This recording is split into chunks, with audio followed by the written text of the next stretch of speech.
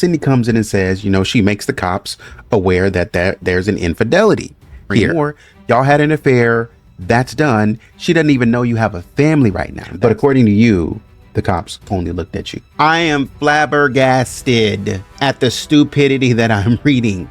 If she had a key, John, why would she need to go out of the window on top of a Samsonite suitcase?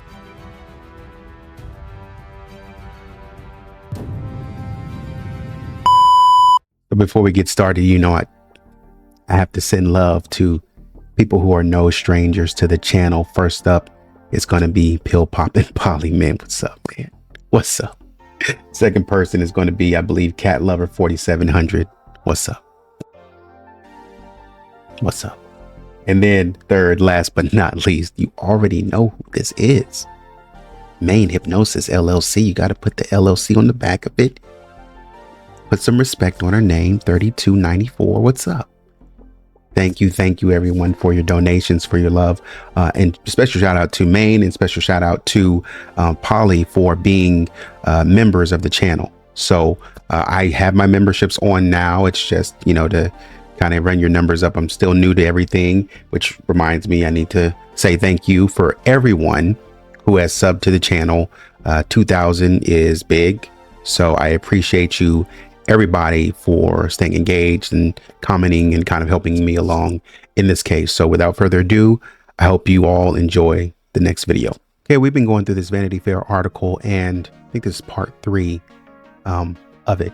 And so I think in this one, we're trying to peel back sort of this polished image of the Ramseys, talking about their wealth, high expectations for themselves and their kids, and some of the hidden tensions that sort of exist in this family.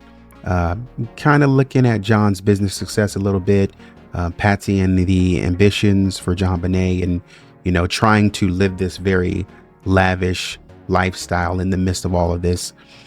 Furthermore, trying to dig a little bit more, as you know we do, behind the closed doors of what the family is actually experiencing. That's what we do here, trying to dig a little bit more behind what the family is actually experiencing, the family dynamics. What's the complexity of that? What's the emotional distance that we might see between family members? Was JonBenet doing some stuff that was a concern behaviorally, right?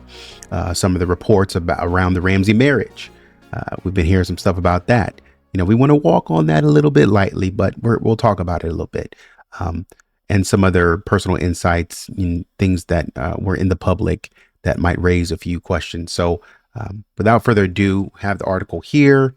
And again, if you want to hear this without my commentary, this is on the Crime Record channel. It's my second channel. This is Crime Record channel, where I just do different readings. So here we go.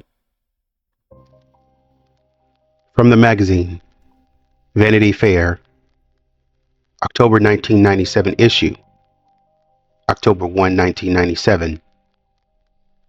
JonBenet Ramsey, Missing Innocence, by Anne Louise Bardock. There really was no place for this searing tragedy in the exemplary lives of John and Patsy Ramsey. Access Graphics had outperformed its best expectations, and in 1996 had revenues of $1 billion. Patsy had celebrated more than a year of remission from the cancer which struck her in 1993. She had great plans for her family, her work at the Junior League, and of course, JonBenet's career. The child had already been crowned Little Miss Charlevoix, America's Royale Miss, National Tiny Miss Beauty, and Little Miss Colorado, and had won more than a dozen talent and personality awards. The buzz on the pageant circuit was, "This one's going all the way." John Ramsey had been raised in the middle-class town of Okemos, Michigan. The elder of 2 sons, he has been described then and now as extremely quiet and reserved. His mother, Mary Jane Bennett, a homemaker, died in the mid-70s. His father, I just want to say, y'all remember, y'all remember when Pam Griffin, yeah, I think it's Pam Griffin, who is a friend of Patsy's, told us, told us that, and I know you do, told us that this pageant thing with JonBenet wasn't really that serious. People were blowing it out of proportion. You know, you guys are out of hand. Man, this girl is winning trophies left and right. So you got to come off it. And see, this is all I'm saying. Not to get too worked up, but this is all I'm saying. Don't lie to me to my face when I know different. Don't sit here and act like, because you don't have to. I guess that's my problem. You don't have to lie. Like, these aren't things you should be lying about. So when we talk about the Ramseys and Ramseys kind of, you know, pushing people out of their inner circle and all such as that for whatever, like, this is one of the things that we're talking about. Oh, you talk to the media, but some people can talk to the media, but some people can't, you know, but you can only talk to the media if you're approved by the Ramseys, is probably what it was. And you know the whole, and somebody put out a book, a friend of Patsy's, I've known her for 25 years, because you come out and you say things that are just like, well, Pam, that didn't make sense. You know, like, why does that, why are we refuting the fact that these people love pageants? You know, because it seems, and I don't want to say this, but it seems like, it almost seems like you're trying to, if you're going on as a Ramsey individual, as your Ramseys, you're trying to persuade me, is what you're trying to do. You're trying to persuade me into thinking that you're good people. Oh, well, no, we weren't really that big into pageants. So no, it's like, well, if you're big into pageants, own that. You know what I mean? Like, you know, we know some people disagree, but we're a huge pageant family. I came from pageants. I want my daughter to be in pageants. So that's who we are. That's not up for debate. Just let it be that. If you're like a huge football family, just let it be that. That's that. So I don't understand, you know, the mismatch in information here. So anyways, James was a decorated World War II pilot who was reserved. His mother, Mary Jane Bennett, a homemaker, died in the mid-70s. His father, James, was a decorated World War II pilot who ran the Michigan Aeronautics Commission until he retired in 1979. Ethelwyn Gibson, 82, who still lives across the street from the old Ramsey home, says of James, "They always called him Czar Ramsey because he really ran the airport his way." A Ramsey friend who met the elder Ramsey in the mid-80s recalls, "He was very cold, like John was with everybody." At Michigan State University, Ramsey became president of the Theta Chi chapter, and in 1966, he married a college classmate, Lucinda Pash. Following ROTC training, Ramsey spent 2 years in the Navy, stationed at the Subic Bay in the Philippines, while earning his pilot wings. After receiving his master's in marketing in 1971, Ramsey signed up for the management development program at AT&T. Jeff Merrick met him there the same year. When Ramsey was living in Columbus, Ohio, he was extremely quiet, says Merrick, a handsome and gregarious man, adding he could be very charming. In 1973, Ramsey moved his young family to Atlanta and went to work at a computer company. Although he and Merrick drifted apart, they stayed in touch. In 1976, during a visit to Atlanta, Merrick and his then wife stayed with John and Lucinda and their children. Jim Marino met Ramsey on a business trip to Syracuse in the late 70s. "We immediately became friends," says Marino. "He was going through a divorce at the time, but he'd always check in with the kids." However, in his own quiet way, John Ramsey also had an eye for the ladies. According to police reports, his former wife, Lucinda, said it was a romantic liaison with a coworker that was the last straw for her. Although Marino and Ramsey caroused and whored around together, Marino says Ramsey was notably discreet. He never that actually blew me away when I knew it, but it blew me away when I saw that John had done something, or he had an affair with somebody, and I didn't know it was a coworker, but he had done something with somebody, and that was the last straw. And it's because I knew it. I knew that was the last straw, and I was like, man. And I saw it come up in like a police report, and I'll pull up the police report. Just, you know, it's not a police report, but it's like an interview. So I'll pull that up. Okay, so this is a interview that John had with the police. I think this was 1997 with the or the police department, and Tom Trujillo and um, Steve Thomas are asking him questions. And so Steve Thomas says to Tom, he says, "Hey, Tom, I want to keep this." And I know it's hard to see, so I'll just read it. He says, "Hey, Tom, I want to keep going here for a minute. If you're okay with that, John, as our time is short, you are certainly aware that we're going to put some hard questions to you today. There is no doubt about that. And we got through it with Patsy and her attorney, and we'll do the same here. But one of the things we ask ourselves is, if this was an outside intruder who came into the home and did this, who would bear such a hatred or a grudge? Thank you, Steve. This is perfectly the mindset that we need to be following. Thank you. If this is the case, because we have to frame it so we can find this person who has done this from the outside. Otherwise, we're looking for a ghost. Like, come on, we have to. Okay, thanks, Steve. I appreciate that. So, we need to know who's holding a grudge, and so certainly along those lines, as you know, and my preference would have been to ask you and have it done discreetly, but we were made aware of an infidelity of your marriage to Lucinda, and Lucinda shared that. Ooh, mm, ooh, oh, oh my God, Cindy, you are petty. My God. That's probably why we haven't really heard much from Cindy at all, because Cindy came in. I don't even think, well, that's relevant, and it's not. I mean, first of all, you ain't got to blast me like that. Come on. It's like I'm just trying to find my daughter, but you know what I wonder, and I'm trying not to get too sidetracked, but I wonder, as I kind of maybe hinted to, or maybe I didn't before, how Cindy felt about that divorce, because like I said, it just seems the energy around it is just it broke. It just broke, and it just like failed, it crumbled. So it's like they there was a limp to the finish line. Like, we both got to get out of this. I'm done. I just want it over. Get me out. Good riddance. That's what I wonder. And when Cindy comes in guns, because it's like, man, nobody wants that. And I didn't know who shared it until I just reread this. But apparently Cindy came in. It's like, hey, I mean, if you're going to call me up, my last name is Johnson now. I have no allegiance to the Ramseys.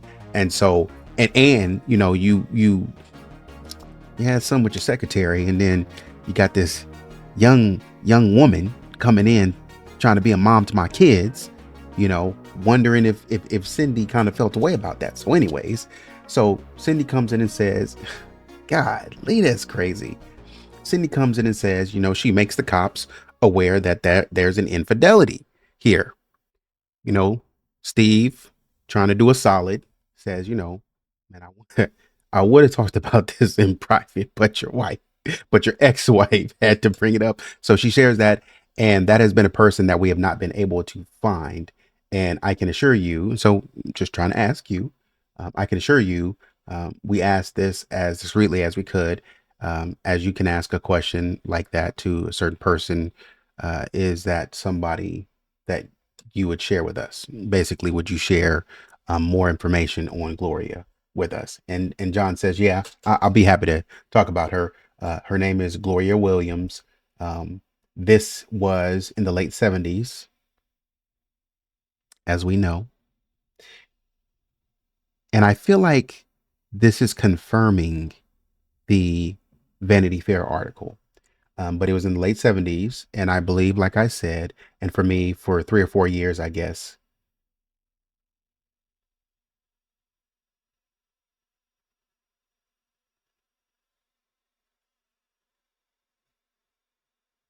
she worked for us for 3 or 4 years. Okay. Okay. APG. I don't know what APG is. No, this was before all that. She worked for, well, the company that was formed with this New York group was called Southern Peripherals Instruments. Why is it Southern if it's on the East Coast? You guys got a thing for that Southern stuff. You know what I mean? Like, Southern ended up in the note, you know, um, moved to Colorado, and now you're naming things Southern Peripherals. You guys are centering around that Southern thing.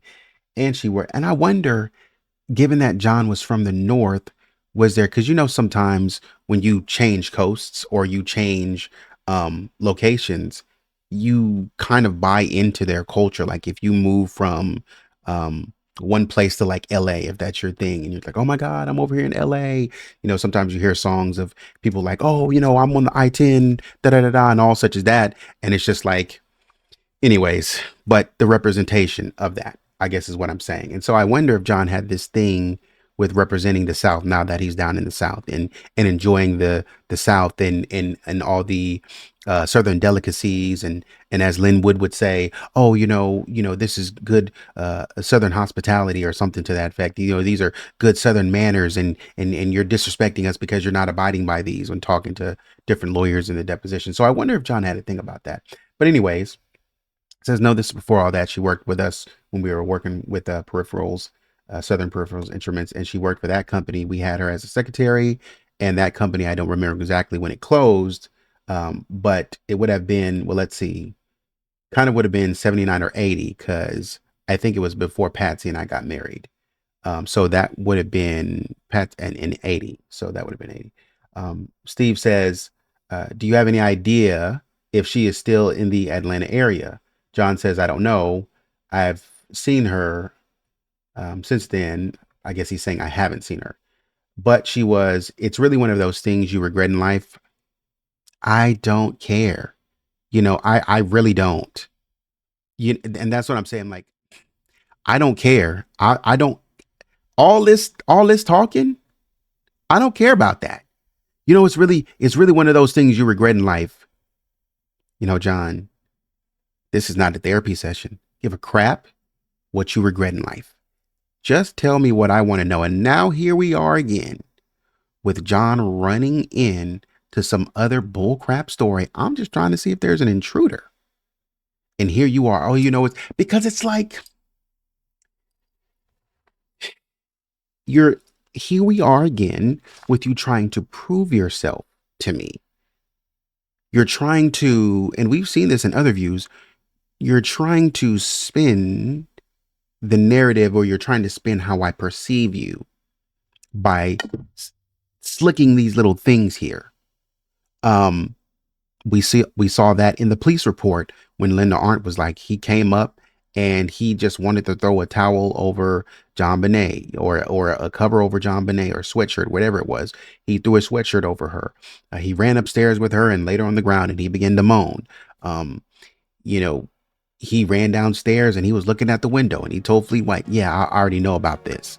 So it's this way that you want us to perceive that you're in control of everything. Yeah, I know about the window. I care about my daughter so much. I care about my family so much. What do you expect us to do? How do you expect us to act? It's one of those things that I regret in life. I'm one of the greatest pilots in the world, but I made a few mistakes, and I could have done this for Patsy. I'm a hero, and I couldn't do this, but I can do this. And so, here we go again, is what I'm saying. But she was also very, you heard of the movie Fatal Attraction. I didn't go see it because I think I could have written it. Do you know what Fatal Attraction was about, John? Do you know what Fatal Attraction was about?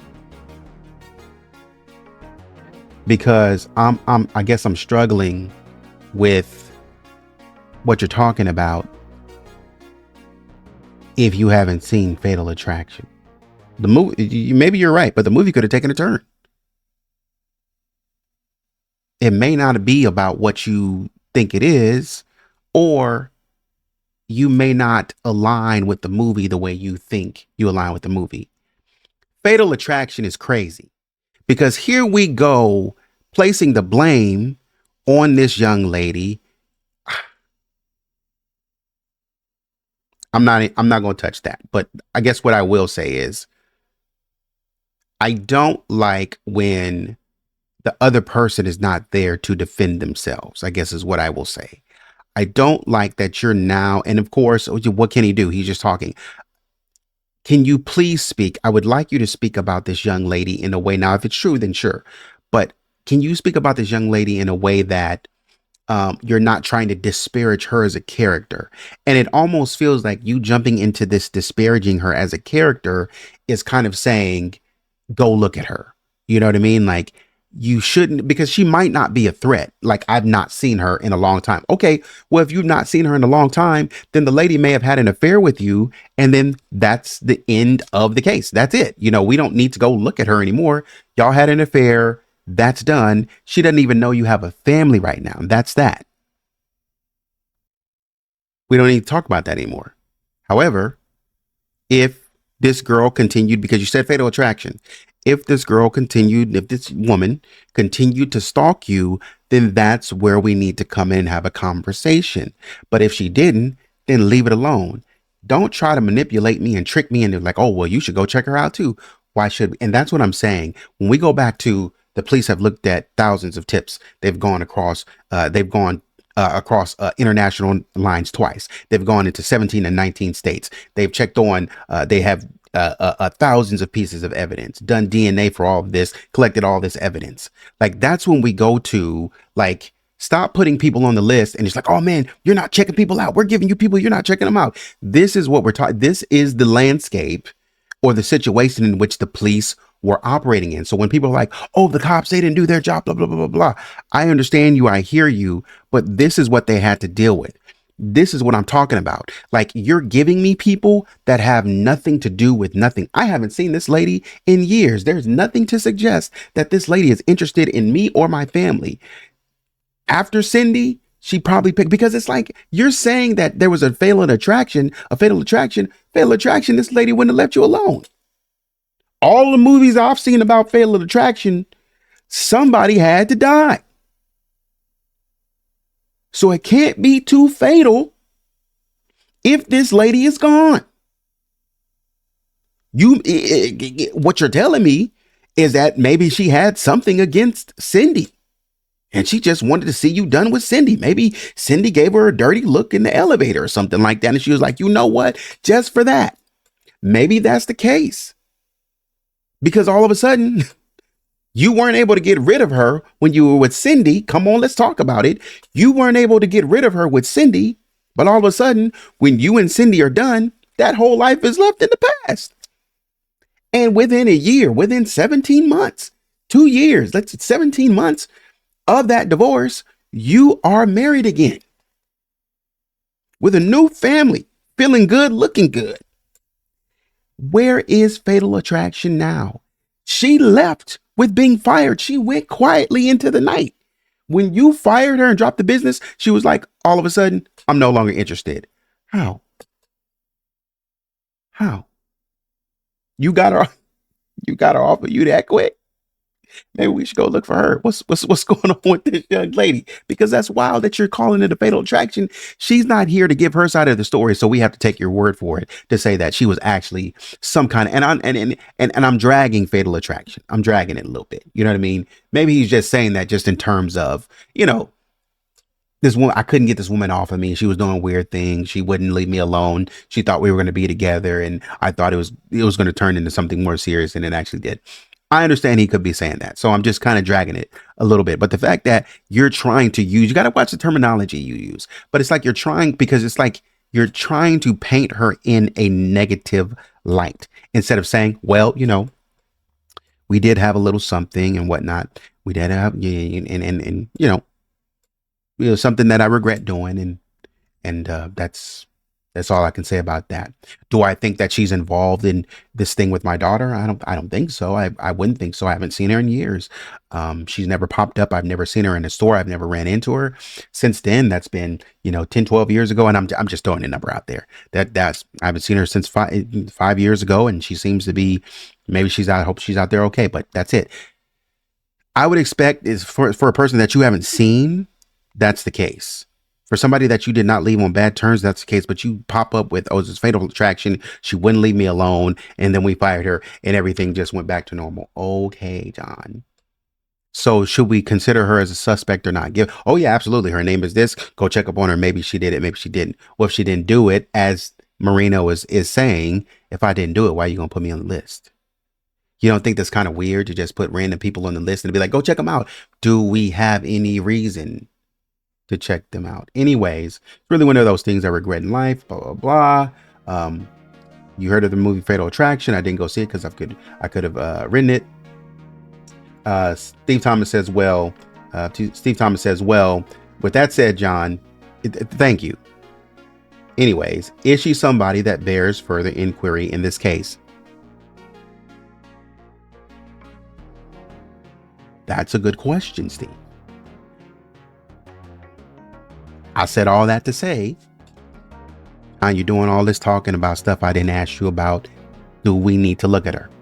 Okay, that's the main question that we're trying to get to, because you're going on and on. Bears further inquiry in the case. And John says, it seems like a stretch since it's been so long, but if I think back in my past and there was people that I've angered, certainly I angered her.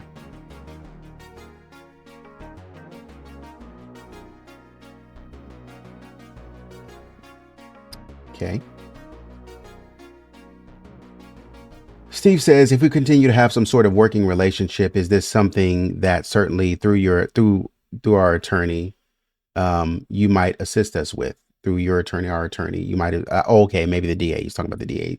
So if we continue this working relationship, and so this is trying to send out a measure of goodwill. So Steve seems to know or be certain, or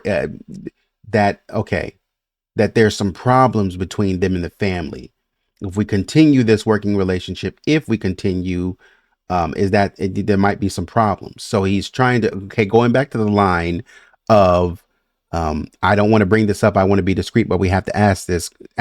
So he's tiptoeing around John a little bit while trying to get to those answers. And he's trying to make John feel comfortable as he gets into these very hard things, to let John know we're not attacking you, but we do need to get to some of these things that we can kind of, and here we see that Steve is willing to go after these people and say, okay, if we continue to work with you, is this something that through our attorney, can we turn this over to the DA? I'm thinking that he means you can kind of continue to help us with this. John understands the question, says, I'd be happy to. John says, and so Steve comes back and says, John, let me ask you, quite frankly, I have several questions for you that are tough questions, but there have been any infidelities. Okay, I was about to say, have there been any infidelities on Patsy's part in your marriage that would have left you bitter, or had left you with any bitter feelings? John says, no, Patsy didn't cheat on me. Steve says, okay, how about on your part? John says, no, we haven't cheated on each other. Okay, and Steve says, is that a definitive no? And John says, absolutely. Steve comes back and says, John, I've noticed that you made a comment on the 26th regarding, and it goes inaudible, regarding, it was a something comment about this being an inside job. So he said this to Linda Arndt. So we know this, and I want to see him. I've been wanting to see him confirm this. Why is that? Because when asked about some of the police reports, he made a statement. He was like, and that's one of the unfortunate things, because somebody brought up the police report to him. He was like, oh man, that's one of the unfortunate things that we didn't agree with the police report, and da-da-da-da. And so, okay, so I just want to see if some things you deny and some things you don't. Okay, so you made a statement on the 26th, you made a comment, and that it was an inside job. So I wanted him to confirm this, if it's an inside job, because I don't want you going back and saying, oh, no, what I meant was, okay. But if that was someone, if this was someone that you know who did this, who would have had the best opportunity to have come into your home and moved throughout your home and wrote a note on the pad in your home? Who would have done this? Great questions. All great questions. These are perfect. I mean, we're not being crazy right now. We're well aligned. We are well aligned. So I don't see any reason for anybody to be mad. I don't see any reason for anybody to just be like fighting people off. And it's, you never wanted to look at anybody else first. You only wanted to look at us. Here is Steve Thomas saying, okay, can we get some other people? Can we focus on some other people? I'm seeing right here, because what you told me was they only looked at you, but I'm sitting here watching the cop and I'm seeing your words. I'm sitting here watching this detective, ask you about people outside of yourself? I'm confused because you said from the very beginning that they were looking only at you. And I'm sitting here reading, like, that's where the discrepancy is for me, because I'm sitting here reading you respond and say, okay, yeah, there's other people that you should look at. And they're like, okay, can we use the DA to kind of continue following up on these people? And you said, absolutely. I will work with you to continue to identify and follow up on other people outside of myself and Patsy and Burke. But according to you, the cops only looked at you. Okay. So all Steve is trying to do here is basically sort of carve out who would have had the opportunity, and this is just police work, man. Who would have had the opportunity and the motive to do this? That's all we're trying to find out. What does this person look like? We're trying to get the profile. We can't be running around, you know. Anyways, it's can't be running around like we're lost in the dark. You know what I mean? We got to know who we're looking for. John says, well, that morning we had certainly focused on the cleaning lady, which was weird that you did that. We had certainly focused on the cleaning lady. I mean, she had free reign of our house. She had a key and she had spent the weekend, well, had worked there on Thanksgiving weekend, and we were out of town. There had been some very bizarre behavior. Shortly before we left town, she called and asked Patsy if she could borrow some money. Patsy said yes, and then she called, I think it was, I don't know, Saturday or something like that, and was crying and had a fight with her sister. And Patsy said her sister was really mean and she hadn't paid her rent and she threw her out of the house, and then blah, blah, blah, something inaudible happens. And that was my first suspicion. And it was, I think, that comment was kind of formed on just thinking that, just talking about, you know, why we blame the cleaning lady, just because she seemed like she was in dire straits and whatnot. And based on the room was just such an out of the way place that I just don't know anybody could have walked in off the street and, oh, that's what I want you to say. That's what I want you to say. Please, please, please, please, please, please lock it in for me, because coverage in the media would have us to believe that somebody random like Helgoth just walked in out of the street, knew the layout of the home perfectly. Please help me understand this. So he made a comment, and they keep on talking about this cleaning lady, but nobody ever says the $2,500 that we laid out for her is gone, or the $2,000 that we laid out for her is gone. Nobody ever says that. Where is it? Since you laid it out for her, it would seem that she came and took the $2,500 and jetted, and then left a note and said, hey, by the way, it's $2,500 is good. You know what I mean? It's great, but it's chump change. I'm going to need 118 up out of you. Hold that. I'm going to hold your daughter and we're going to leave. You at first thought that it was a cleaning lady, but you at first thought it was a cleaning lady. It was an inside job.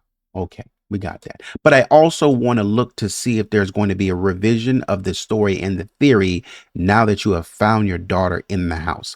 I want to see. I haven't read all this. I just want to see. So normally it's full of Christmas stuff. We're talking about the basement. Normally the basement is full of Christmas stuff, and nobody could have, you know, it's hard for John to believe that anybody could, you know, who would have walked out from the street, you know, just walked off the street, would have done this, because, you know, somebody would have had to been familiar with the basement. It's so out of the way. Somebody would have had to been familiar with it.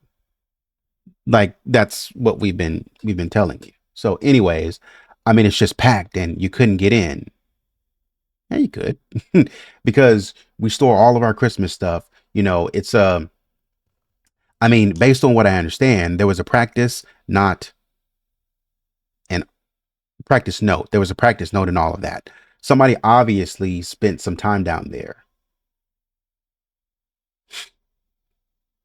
You just keep walking right into it. I mean, you are walking right into it because that's what I've been thinking. Somebody had to spend some time doing this. Like, somebody had to spend some legitimate time doing this. Come on. It's not just a killing. Somebody spent some time down there. Okay. Somebody had to spend some time down there, and I guess found their way around the house the same time. But my theory is that someone came in through the basement window because it was a new Samsonite suitcase also sitting right under the window. That's bull crap because they wouldn't have been able to put the suitcase down there on the way in. But anyways, also sitting right under the window, and you would have had to what guys,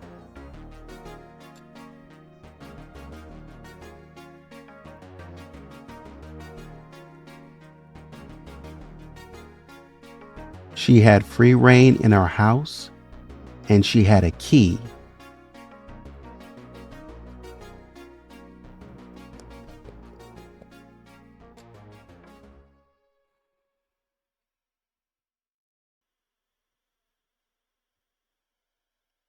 I am flabbergasted at the stupidity that I'm reading.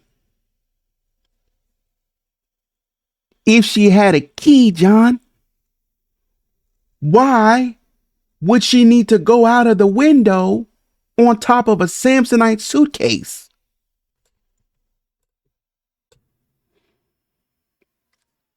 Let me make sure I'm not tripping. She was born in 44. What?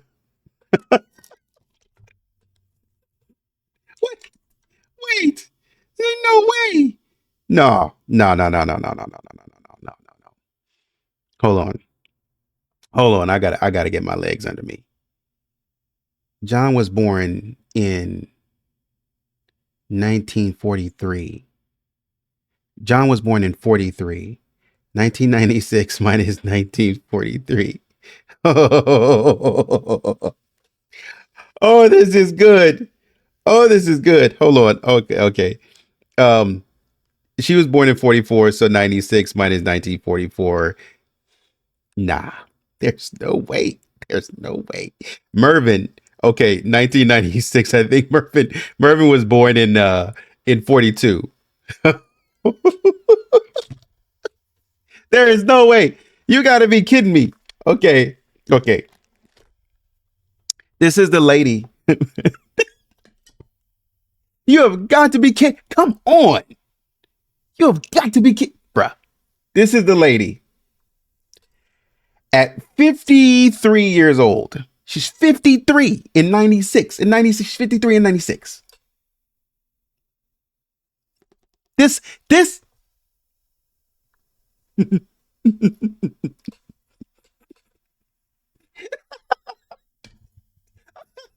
Okay, this is, I presume this is Mervin. So Linda and Mervin, this is the lady. She's 53. And she's not going to be at home in bed at 12:30 in the morning, bro. I understand that he was a felon.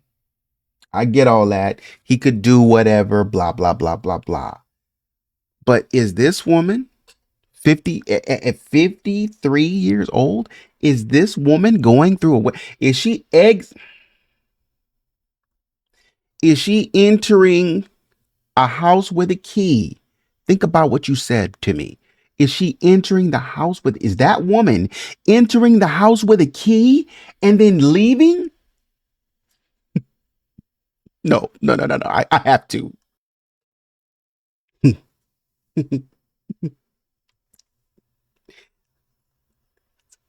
This is Lou Smith going down into because this is not a big space at all, right? This is not a very big space at all. Look, Lou, look. Lou is uncomfortable here, right? And Lou is relatively slimmer than Miss Hoffman Pugh. He's relatively slimmer. This is a small space for any adult to get through, let alone to try to push up a child through here, sneak up here with the child because JonBenet is going to be screaming bloody murder. I need to push JonBenet right here, and then I need to get so we're assuming two people came in, two intruders came in.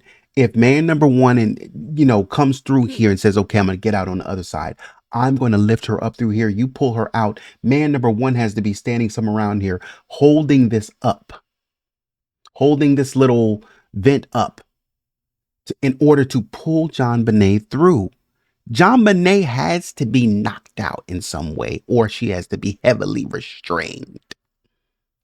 And they have to trust that JonBenet, because again, the tape was found over JonBenet's mouth. That tape wasn't enough to stop JonBenet from screaming and somebody hearing it. If they got JonBenet outside and she screamed, that tape wouldn't have done anything to stop her from being heard. Period. So and the stun gun is not going to keep anybody knocked out for an extended period of time if it knocks them out at all. So this lady fit through here. She first. Now you playing with me, because you first have to convince me that she would have had a desire. What? Why would she have even had a desire to do this? Okay, let's say she came through the house, in the house with a key, and she was like, I got to get out of here. She doesn't know what it's going to be like to sneak out this window, because she's not done it before, to our knowledge. So even if it was like, okay, well, they both came in, Mervyn snuck out, and then, Linda went through the front. Well, then they would just both go through the front. You know what I mean? Like, you're saying that these people were interested. These two people were interested in coming in the middle of the night at 11:30, 12:30. They were interested in coming in the middle of the night and going through the door and then leaving out of that back window on top of a Samsonite suitcase. These are two grown adults, and they have to push up out of the window. So there has to be some weight going down on the suitcase. Two adult people sneaking out that window would have left, I believe, some sort of crack in the suitcase. These are two healthy adult-sized individuals that would have put some weight on that empty suitcase and would have caused bro, come on with this stupidity. Come on. She had a key, and then she decided, you know what? I'm not even going to use that key. Forget that key. I want to leave out the window. I've always dreamed about leaving out the window. That's what I want to do. Okay. So anyways, I'm sorry. That was stupid. This is dumb stuff. That stop and think for a second. Who would do that? There's no way. It's impossible. Anyways, there's stuff everywhere. My theory is that somebody came in through the basement window. When they're coming through the basement window, either she has a key or she doesn't. Your theory is that somebody came in through the window. She has a key, John. If somebody would have just slowed down and said, okay, well, wait a minute, though. You know what I mean? But anyways, they found their way in the house. My theory is that somebody came in through the window, through the basement window, because Samsonite suitcase right in the window. And you could have gotten into the house without that. But you couldn't have gotten out of the window without having to step on something. And to even have known those windows were there wouldn't have been obvious to somebody who was just walking by.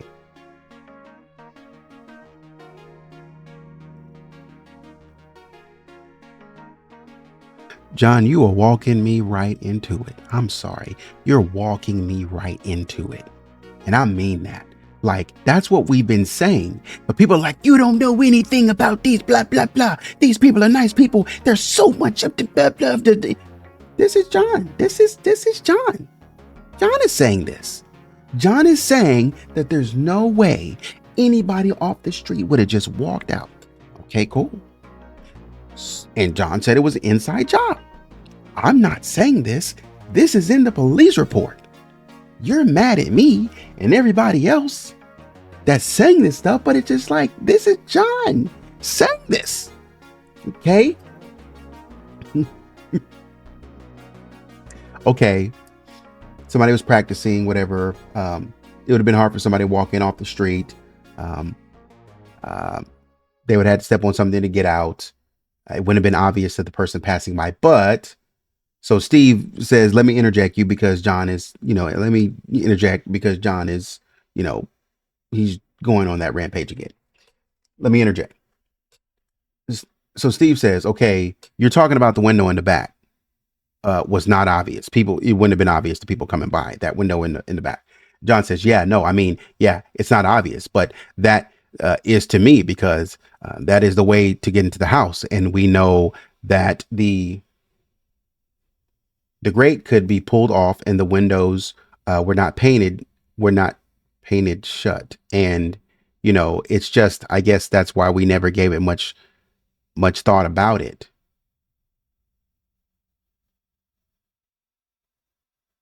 And we asked a couple of times that the grates were kind of out of the way and I wouldn't have known it was there. I mean, you can't see from the back alleyway. You can't see from the front. It's out of the ordinary, out of the way out of the way window. If you go back and look at the interviews, John always does this confused little thing. He does this little confused little, okay. He does this confused little foolish talk, like it's just gibberish. Like he talks and then really there's nothing that came out of what he said. He really didn't say anything. It's just, oh, if you notice, if there is but you also have to say that there is Now we're getting confused again because now you're having to think on the fly. We've caught you in a moment of thinking on the fly. Just like the pineapple, we've caught you in a moment of thinking on the fly. So when you catch them off guard, they start, John specifically, as I'm noticing, they start to do this. When you start to say, okay, let's dig a little deeper. It doesn't matter if you're in the presence of Steve Thomas or Lou Smith. Let's dig a little deeper to understand a little bit more about this. Let's work through it. And they started asking, Lou Smith started asking John about the pineapple. And John was like, well, I guess maybe no, if you think about it, well, honestly, well, if you think of doing the same thing here and nothing is being said. Okay. And you can only imagine that people on the ground floor are like, the heck is this dude talking about? As we are. So the feeling is consistent. So when we talk about, oh, maybe it's, or you have to think about this. No, the feeling is consistent all the way through. If somebody's not talking about anything, they're not talking about anything. And usually if I feel it, somebody else feels it. And the cops felt it that day. Lou Smith felt it. Steve Thomas, Tom Trujillo, they felt it. They were trying to be nice and cordial, but they felt that John wasn't even talking about anything. So anyways, you can't see it. Blah, blah, blah. Excuse me, out of the way. John says, yeah. And I went down and looked around the house that morning, and I think I had made a statement, or at least I know I said this, that all the doors were locked, and I had checked, I believe, every door on the first floor, and they appeared to be locked. Steve Thomas says, the morning of the 26th, do you recall checking all the doors? And they were locked. Please lock him down. And John says, I believe I checked all the first floor doors. Yeah, I did go out once. I went to the door that leads into the garage to see if it was locked because there was a bunch of boxes piled in front of it and you couldn't get to it from the inside of the garage. So I did, in fact, go out of the house once, which would have been for, half a minute. And that was from where to where. I went out of the side door around the back of the garage to see if that garage door was locked, and immediately back into the house. And Steve says, and that wasn't an excursion that exceeded 30 seconds. Okay. But anyways, I'm digressing. But anyways, because, well, no, let me go back to it real quick. This part right here. I made a statement. I think I made a statement, or at least I read. I know I said this. John?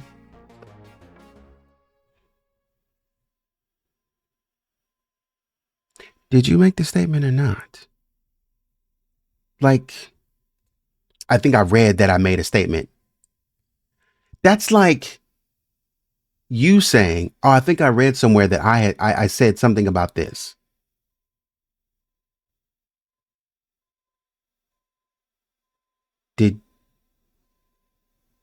These were your words. I read somewhere. Not taking accountability for things that you said. And it's okay if you read it, if you said it and forgot it. But then when you read it again, it's like, oh yeah. It's like, and I remember, and then something brought to my memory again, something I had said that, I said this and that. I said the doors were locked. So it wasn't just the cops that said everything was locked.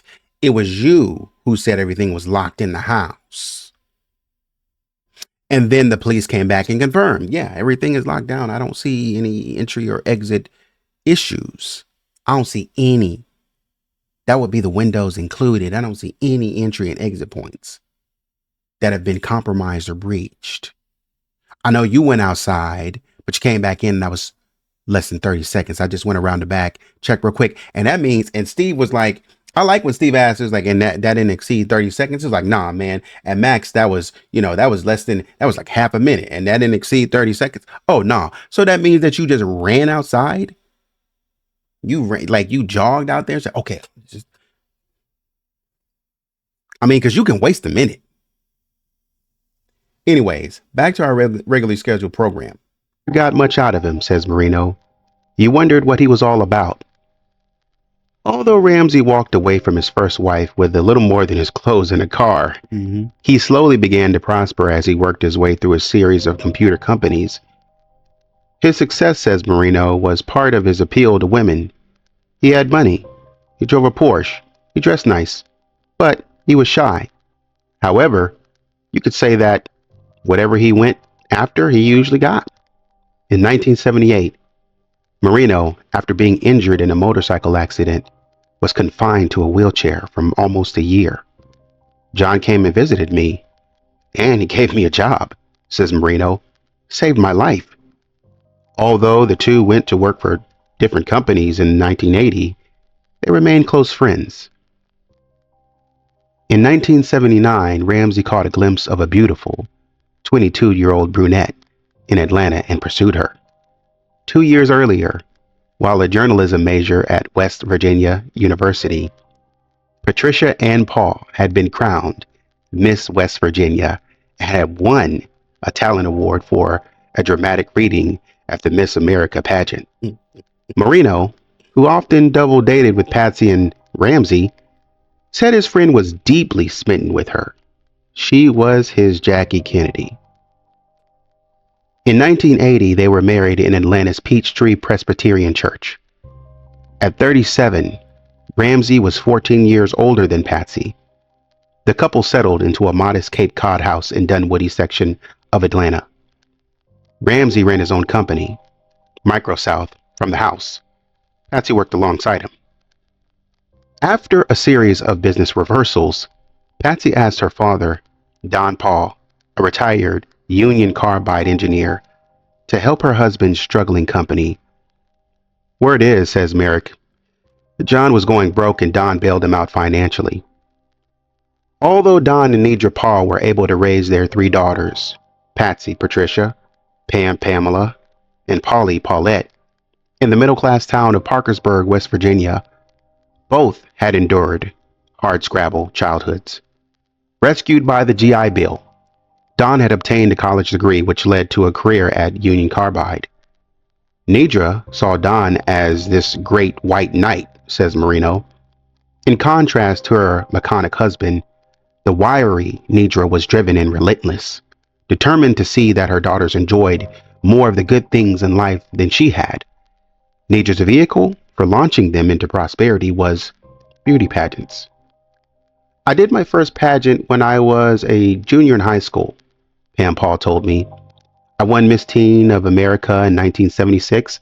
I won the national crown for that, and I won a local county fair contest at the Wood County Fair in 1977, which Patsy also won. In 1983, years after Patsy held the crown, Pam was also Miss West Virginia and a Miss America contestant. Nadra had become a fixture on the pageant circuit. She was involved in the whole Miss America pageant organization. When I met them, says Marino, she was one of the coordinators. Jeff Merrick didn't meet Patsy until 1982. He was on a business trip to Atlanta and Ramsey invited him over for dinner. After dinner, we went to a big disco. Patsy and I danced, but John didn't dance with Patsy. In fact, in the 20 years he's known him, Marino has never seen his friend show physical affection. I never saw John hug Patsy or even give her a kiss, even when they were dating, he says. The first time I saw them touch was after the murder, and I saw him hold her hand on TV when they left the church memorial. By the mid-80s, John Ramsey, working with his father-in-law, was doing well enough to move. Now I gotta say something about that. Just because you didn't see, because we know that John grew up and, you know, from what we assess, John grew up, you know, kind of tough. You know, his dad was probably very stringent. So, you know, John probably didn't grow up with a lot of physical affection. And, you know, that's just, he probably wasn't a PDA guy. And that's just something totally different. It doesn't mean that he doesn't love Patsy or he didn't love Patsy. That just means that he's not prone to showing affection. There's nothing wrong with that. Or he doesn't show affection in public, or if he doesn't show affection at home, then that's just the way he was raised. I mean, that's it. You know, I think his mom was somebody that tried to kind of instill some sort of softness in him, but sometimes you're just really rigid around the edges. Like, you know, some people have made that comment about me when I was a little bit younger, and I didn't think I was that rigid. You know, I thought I was the best in the world, but somebody was like, oh, you know, I'm so glad that you're moving into a different phase of your life because that's going to knock all the rigidities off of you and stuff like that. And I was like, what are you talking about? You know, oh man, you're kind of hard, this and that. And I was like, but you never, because you don't know, you never see yourself that way and you're not trying to be that way. But, you know, you'd be surprised what things creep up on you, or some ways or some habits that you have that creep up on you that you don't even know about, that you're expressing or you're exhibiting to the world. And so I don't think this is a problem that John is doing that. It doesn't mean that he loves her less. It's just how he was raised, and that's it. Into a sprawling colonial house in Dunwoody. Patsy saw to it that both of Ramsey's daughters from his first marriage were given coming out parties. Judith Phillips, an ebullient, attractive photographer, first met Patsy in 1984 when Patsy was working with Phillips' husband's modem development company. In order to be friends with Patsy, you have to accept her family because they are such a big part of her life, especially her mother, says Phillips. Sometimes Nidra was obnoxious and said things that were so out of line and shocking, but the woman is unbelievable in her loyalty toward her daughters. Patsy and Judith Phillips, raising children roughly the same age, were drawn to each other, although there were differences. Patsy was very pro-life, says Phillips. I was a feminist. Patsy was involved in Atlanta's Junior League and a ladies' Who's Lunch charity called Society. And up until the birth of her son, Burke, she worked. Phillips says Patsy had very expensive tastes. She had 18th century artwork and exquisite antiques, and John has very expensive and classic taste when it comes to his clothes. He liked his toys. He has a boat named Miss America and a plane. In 1989, Ramsey merged his company with Boulder-based Access Graphics and another firm. He seized control of the new company, and in 1991, relocated his family to Boulder. Among his new hires were his old friends, Jeff Merrick and Jim Marino. Ramsey then hit the jackpot, selling access to Lockheed Martin and continuing to run it as president and CEO. Judith Phillips, who had moved to Boulder 3 years earlier, wondered if Patsy would have a hard time making the transition from antebellum capital of the South to a small town full of hippies, Buddhists, and mountain climbers.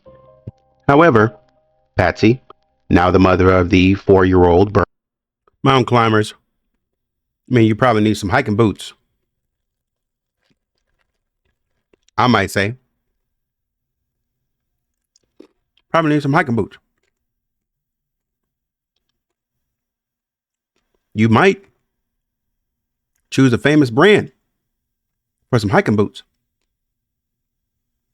You might choose high-tech boots. But you probably wouldn't remember that.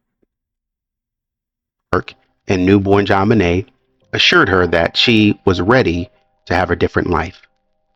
Don Paul adapted easily and moved into a company condo on Pearl Street.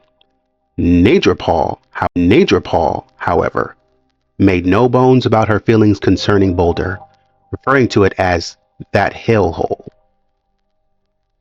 In November 1991, the Ramseys purchased a 6,800 square foot Tudor-style house. You know what? One like small detail is that Nadra wanted to stay in West Virginia. She came down sometimes, I think, but Don moved into a condo by the office. So I wonder if he was more like a workaholic. And I know they were probably older and old school, so they could travel distances and love wouldn't be affected. They probably needed time away from each other, kind of deal. But I do wonder about the state of where they were, because nowadays you could probably just say we're really not clicking on the same page, so it's more acceptable to divorce. But I wonder if they were kind of in this state of, we're really not clicking right now, and Don wants to go down to Colorado. I want nothing to do with that. We're just at different stages of our life.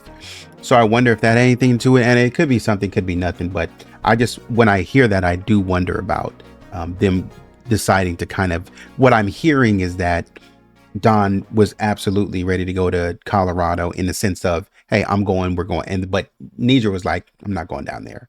So I'll come down there every now and again when it's for my granddaughter. But, as far as me staying down there, I'm not interested. In one of Boulder's choice neighborhoods for about $500,000. Over the next 2 years, Patsy remodeled and decorated her new home, spending, according to Jim Marino, $700,000. She was thrilled to have the house listed on the Boulder Christmas tour as well as on the home tour. Visitors recall her greeting them at the door with JonBenet and Burke by her side, all of them in matching sweaters. Featured in JonBenet's room were her trophies, sashes, and medals. One visitor said that in the huge master bedroom suite, Patsy's Miss West Virginia dress and her Miss America competition sash were laid out on the bed. Although the Ramseys had been Presbyterians, they joined St. John's Episcopal Church. Social climbing, says Marino, sadly. She wanted to be where the money was. Friends were dropped as well, replaced by attractive, wealthy Boulderites, Marino says. I was never invited to his house. John and I were, let's go get a beer down at the local pub after work. Patsy also redecorated their vacation home in Charlevoix on Lake Michigan. The only time I ever saw John really... Let me stop you right there, Jim. Let me stop you right there. John and I were, let's go down and get a beer. Kind of, and that makes sense. That definitely makes sense. I feel like that would check out. If we did some more digging, that would check out. And so for Jim, if we go back to Geraldo's interview with him on the Geraldo Rivera show, of course, he's going to be upset that his name was mentioned because he's like, hey, I don't even go over there. I don't even be over there like that. Why would my name be mentioned in something like this and I don't even go in the house? And I got to take it a step further, because why would you mention my name? If you said it's an inside job and I have never done anything to harm you, I have never done anything to harm your family or your daughter, I have no ill will or ill intent toward you or your family that I have shown to you. Has Jim ever been to a pageant? If we're just going out and getting beers, then you probably don't know that my daughter is performing. You probably don't know what any of my family's doing. Just like we were talking about Gloria Williams. They probably don't even know what you're doing. They probably don't know where you are at all times for their names to be mentioned. And Jim is like, yo, I've never even been to your crib to even know. We're talking about a man and John knows this. If John is saying everything, John is saying, we're not talking about anybody else. We're not talking about the cops. We're talking about if John is saying, this had to be an inside job. Somebody had to know this house inside and out. Yeah, they would have, John, because they would have had to go get a bowl of pineapples for your daughter. So they would have had to know it inside out. You don't, that's what I'm saying. You don't just walk off the street. You gotta know what's there. And if the man has never been to your house, how would he know where the vent is? To even get down there, to even sneak in. Do we have anything that tracks from prior to this crime up until, was your phone getting blown up about Jim saying, John, I really need you to come through with that money. If you're going to paint a picture that people were coming after you for your money, like you're trying to do with Linda Hoffman, and we could infer this about Jim Marino and say, man, I need some money. John helped me when I was down. Or Jeff Merrick is like, man, John helped me when I was down. And now that they see that I have a lot of money, these people are trying to exploit me. If we're trying to go down that route, then that's got to make sense. But the problem that we continue to run into is that we are going here, there, and everywhere. And it's like, okay, none of these stories that you're telling me fit into the intruder theory box that we have established, that we have sought to establish of, okay, it's not going to be anybody that walks off the street. It has to be somebody who knows this place well enough and possibly has a key. And even if they don't have a key, they have to know this place well enough. Who would that be? It would only be the inner circle. It wouldn't be anybody from the outside. So automatically off of that, Helgoth is gone. John Marcar is gone. Gary Oliva is gone. Anybody outside of somebody who would have known the Ramseys intimately is gone. Because even if we talk about, how did they get to 118? Oh, they got it off a Psalms scripture or something like that. Okay. Or if we're going with the idea that they pulled it off, they knew John's salary or something like that, because that's mighty close to your bonus that you were getting.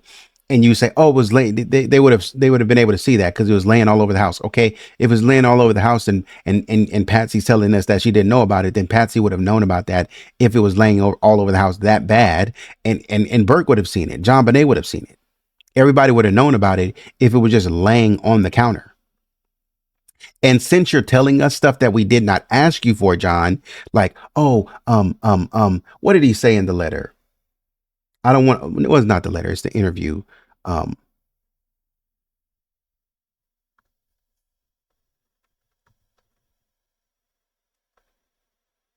don't even need to look at it. When he was talking about Gloria and he was like, oh, it's one of the things that I regret. If you're telling me things that I'm not asking you for and I don't care about, then you need to be able to tell me something like, anybody know about the 118? My son knew about it. My daughter knew about it. Patsy knew about it. I mean, everybody knew about it. I mean, it wasn't, I'm a big CEO. Everybody know. You should have been telling us that if you're going to give us some nonsense. But when we're creating and crafting a profile of somebody that works inside, Jim wouldn't have fit the bill. So I don't even know why Jim was mentioned. Gloria wouldn't have fit the bill. So I don't even know why she was mentioned. Because Jim is saying, man, I've never been to the dude's house. How did I get in it?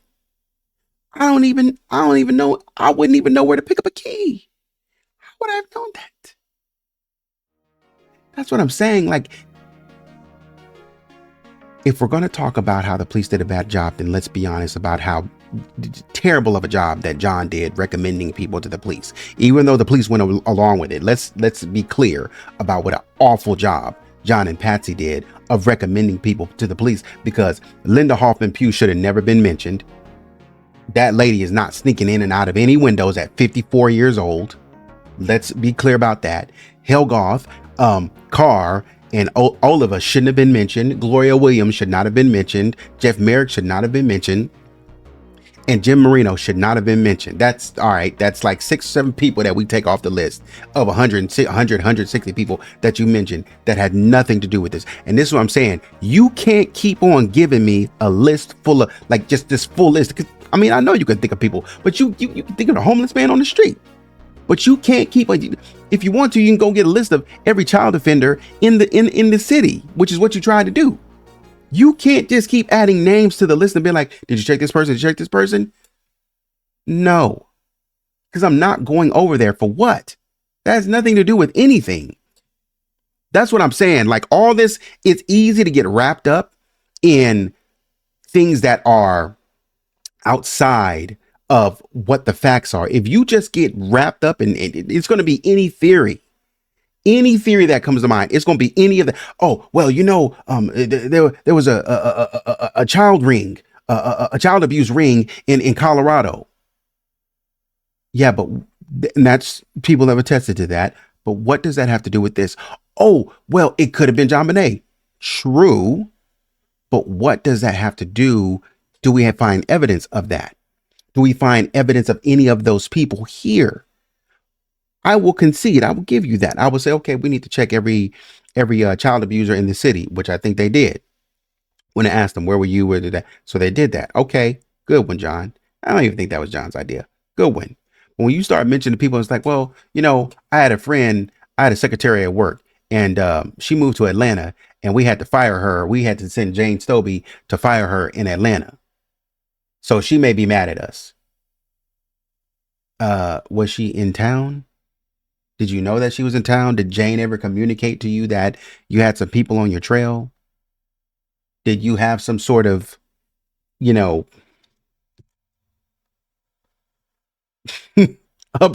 uprising in Atlanta that said they're going to make their way down to Colorado and take their revenge? Did you have anybody that was doing that? It's not that I don't want to hear it.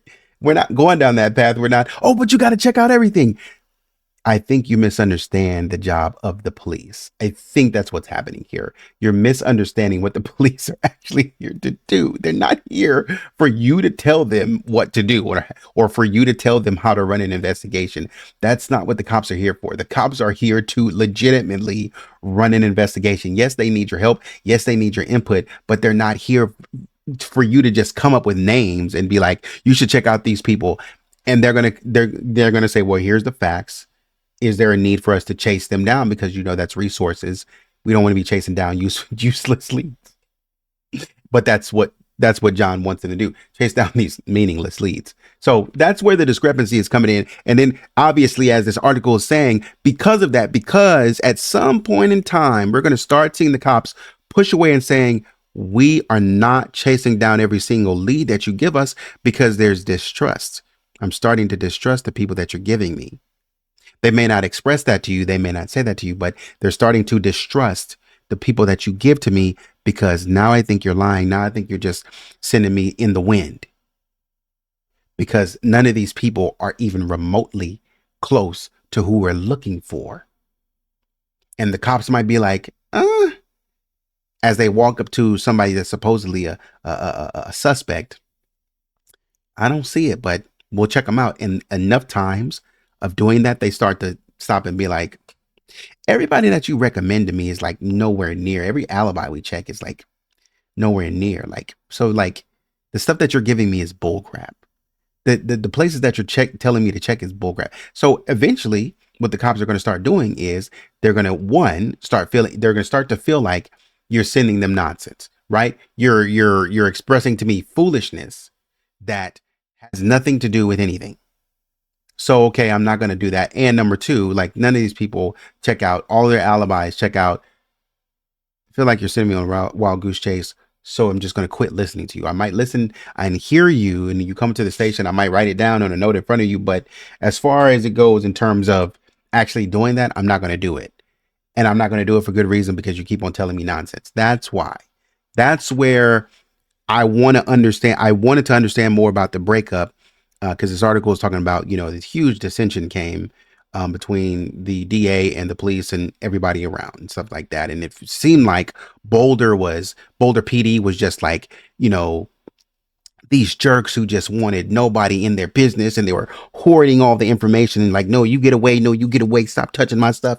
And it made it seem like that. But what we see when we look at stuff like this article, and we look at some of the interviews, we start to see the distrust form from the very beginning between the two because of how they handle each other. Right? When you come in the interview and we don't even trust you, you've done some stuff that's shady. Because if I get you in here and you've already lawyered up and you're here with your lawyer and we haven't even asked you anything, I might not say anything, but right off the top, I'm thinking that's shady. You know what I mean? And as we continue to go on, and like you're telling me all these people, and I'm like, okay, so, and they're number one, number two, I get here and your wife is like, and they're sharing notes, cops are sharing notes with each other, and Officer French is like telling detectives, yeah, man, like Patsy was looking through her fingers at me, like she was watching me around the room. That was weird. And then the cops are like, man, I found some practice notes. So that looked like they could have done it. And then Linda's like, man, it didn't seem like Patsy and John were very hurt about their daughter in the time. It actually looked like they were doing stuff funny. I could keep going. But once you start getting to multiple reasons as to why, then the police are starting to distrust you as a credible source on what to do and where to go and how they should be going about their investigation. And that's where that starts coming from. And so they don't know how to tell you that what you're giving me is useless. It's not substantive. And so they just stop doing it. They just start giving you lip service and saying, well, we're going to look at it and we're going to talk about it. We're going to think about it. Thanks for giving us a tip. And then they're not going to follow it up because it's just like, I mean, you're crying wolf is essentially what you're doing. You continue to cry wolf. This stuff has nothing to do with anything. And you know that. You know it doesn't have anything to do with anything. Fleet White, not seeing anything in the room. Us checking the perimeters and not seeing a broken window, probably. I can't confirm that. I'm just saying that. But, if you're saying that you, as a cop, if you've, secured the perimeter and you're like, okay, so John, you checked all the doors, right? Yeah, I checked all the doors. Okay, so we checked all the doors. That's a double check on the notes. None of these doors were opened. Okay, that's a double check. If we secure the perimeter, no windows, everything was fine, everything was intact. We came back saying that we don't see how anybody got in this house. Then all of a sudden, John pops up with a broken window that he doesn't tell us, he tells Fleet. But all of a sudden also too, he pops up with the body. And then all the cops, got together and looked at each other and were like, hey, what the heck is going on here? That's why they called Fleet White over. And that's what I'm saying. It's this constant stuff that you got going on, and you're saying, yeah, you're saying your boy stayed upstairs all night long, but some of this stuff is out of place. Some of this stuff is weird. You got a bowl of pineapples here. What about the bowl of pineapples? Oh, I don't know. That's where the distrust happened. And it's not just because I want you to understand, it's not that the cops just jumped out of nowhere and said, we're not doing that. We're not doing this. We're not listening to you. It's not that they did that. This is where it all started. If we backtrack appropriately, this is where it all started. You giving me bullcrap things to look at. You're wasting my time. I'm not wasting my own time. You're actually wasting my time because you're telling me to go to look at stuff that is not possible. So all they're asking the Ramseys to do is to think a little bit more critically about who you recommend to us. And we have no problem. If you recommend somebody to me and that seems to be something that pans out, then guess what? It's human nature that I'm probably more than not, I'm probably going to follow up on more of your suggestions. But if you start telling me stuff that has nothing to do with what I'm looking for, I'm going to stop listening to you. Anybody would do that. And I don't care what theory you believe. Anybody would do that. If somebody comes up to you and starts giving you stuff that is not useful, you won't use it. That's period. So it's not out of the way for the BPD to do it because they're trying to solve the case. And they probably already felt that you were trying to take their attention. Whether or not they thought it was you, they probably felt, man, it kind of feels like this dude is leading me on a wild goose chase. Really lose his temper was about Patsy and money, says Marino. He would throw the credit cards on my desk and say, she's going to spend every last penny I make. Jane Stobie. That's what I thought. When I say new money, that's what I thought. New money. They don't know how to manage their finances. They don't. Patsy's gonna come in and it's like she's not fiscally responsible at all. She's out here spending $700,000 to renovate the house. I mean, we got the building codes to prove it. It's like, how much is all this stuff gonna cost? Oh, we need the elevator shaft. We need the elevator shaft out of here. We need to erect a 6-foot fence. I mean, it's all on building codes. We need to erect a 6-foot fence. All right. Really quickly, that's what I'm saying. I just wanted to kind of show you what I'm talking about when I say this stuff. When I refer to this stuff, 749. It changed to 749. It was seven. Here's 425 2002. Make sure that you can see it. 425 2002, 755 15. You got a fence, you got a wall. Construct a new wood, concrete, and metal fencing located, shown, blah, blah, blah. This is in '02. It's still 755, right? 325.93, 755 mechanical permit. You have an AC installation, something about HVAC solar. I don't know what it has to do. To 112.23. You have something about an electrical permit, electrical wiring. So you have to rewire something. Do you know how expensive rewiring a house can get? Bruh. Okay. 1211.92 mechanical. HE solar, HVAC solar, modifying some sort of radiation for the hot water system, the hot water heating system. Of course. 1030. Now the Rams got there in 91, like November of 91, something like that. 1030.92. Building permit, single family detached dwelling repair, remodel, add a 3rd story addition. The original general permit number is 924,999. Shout out to MB Inc. Shout out to Matt on this for sending these over. But this is when I refer to this stuff, this is what I'm talking about. As soon as they came in 10.5 of 92 electrical, some more stuff. 6.892, 755 building permit, single family detached repair, 755 front porch. The original general permit number is this.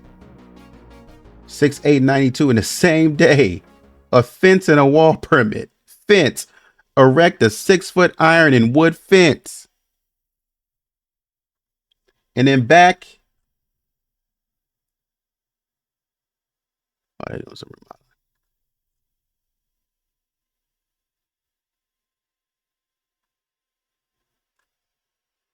In '08.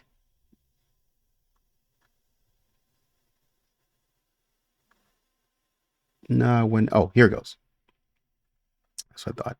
In '02, construct a new wood, concrete, and metal fence located as shown on the attached plan. So they want a new one in '02 from something that was already there.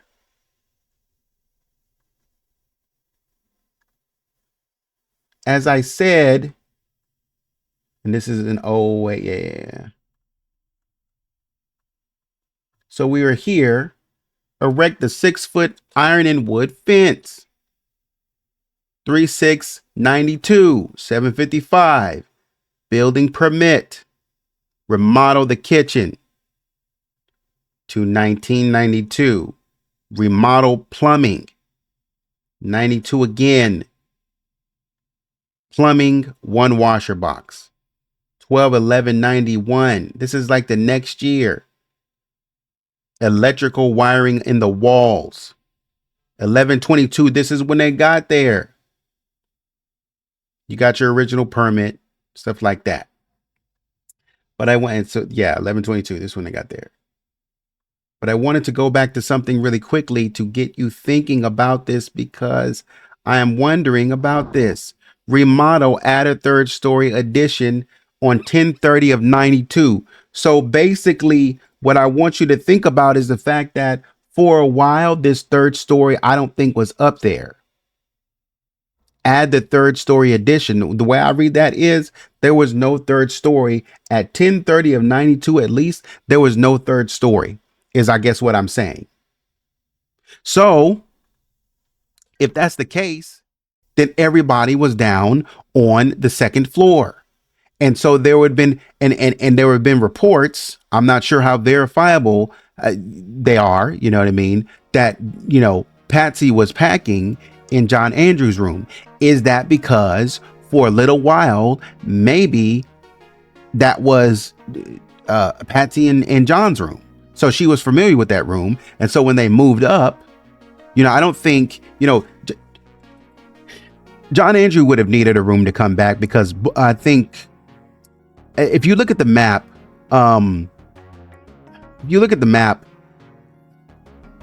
CU Boulder,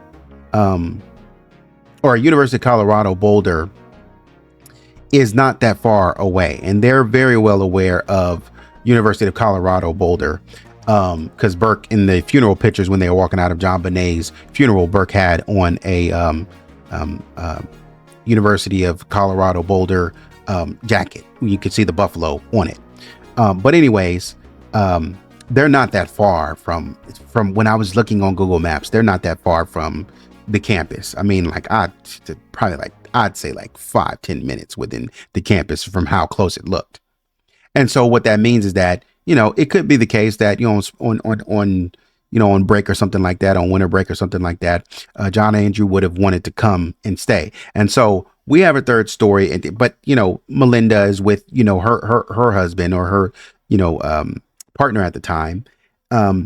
And they're already good. So they're not going to be staying. They don't need a room.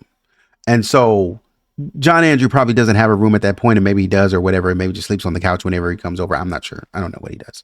But at any rate, it's possible that I'm understanding that Patsy and John had a room, and their room could have been John Andrews' room. And so if it is the case that Patsy was actually packing in John Andrews' room, then she was probably doing that because maybe that, and I'm just speculating here, she might have been familiar with it. But this is what I'm saying. And this is just the technicalities of the house that are having to accompany all of the things that Patsy is doing to change the house. These things cost money, right? So if you've ever watched, shows like Fixer Upper and all such as that, then you know how expensive these things can get. Man, I was watching a show with Egypt Sherrod. I think it's Egypt Sherrod, and it's on I think it's on Discovery Plus or something like that, or whatever. But they have a show, Married to Real Estate or something like that. Egypt Sherrod and Mike something. Her husband's name is Mike. But anyways, they do the same thing. They demo houses and build them back up, and they renovate and fix and flip kind of deal. But anyways, they lived in, I bring them up because I know Chip and Joanna are in Waco. I don't really like Waco. I gotta throw it up because it's Texas. You know what I mean? We rep for Texas. But anyways, Waco prices are a little bit cheaper, and Texas is a little bit cheaper, and it's a little bit cheaper in the South. But when I was watching Egypt Sherrod and Mike, when I was watching their show, I couldn't help but notice a lot of the places that they were renovating was very expensive. Like these places, first of all, the place is expensive in and of itself. But then when you renovate, that's going to add another $100,000 a lot of times on top of 50 to 100 grand, 100 grand, 200 grand on top of what you're doing anyways. And that's people being conservative. That's people trying to be conservative. Like, you know what? I can't, this house is already 500 grand. I'm not trying to spend any more than like 100 grand on this. So people are already kind of like, tight about that. But put that in perspective. And Patsy took a $500,000 home and put it at 1.2, put it at immediately invested renovations in it and put it at $1.2 million. That's crazy right off the bat. So, new money, and that would come. I'm prone to believe that because new money that would come because Patsy's involved in new money. John is in new money. They're both spending money. I can't even hate on Patsy for that because John has a Porsche, and it's like, John, I don't even think you're established. Like, I'm not saying you're broke, but I don't think you're established enough to be having a Porsche right now. You know what I mean? Probably a BMW. You know what I mean? Like a BMW or something like that. Might be pushing your limits. But a Porsche, my guy. I think, and you're going through a divorce, and because it's like when you leave. Why do I say that? When you leave the divorce, I would expect you to have a home to go to, but instead you're bunking on the floor of your friend's place. That's per John. John said that. If you are driving a Porsche, why would you be bunking on the floor of your friend's place? You should be, and you have the money like that, you should be able to go into another property. Because right now, what I'm hearing is, oh man, we got a home in Charlevoix, we got a home in Atlanta, and we have a home in Colorado. Okay, so you might have a little bit more money to kind of, it is what it is.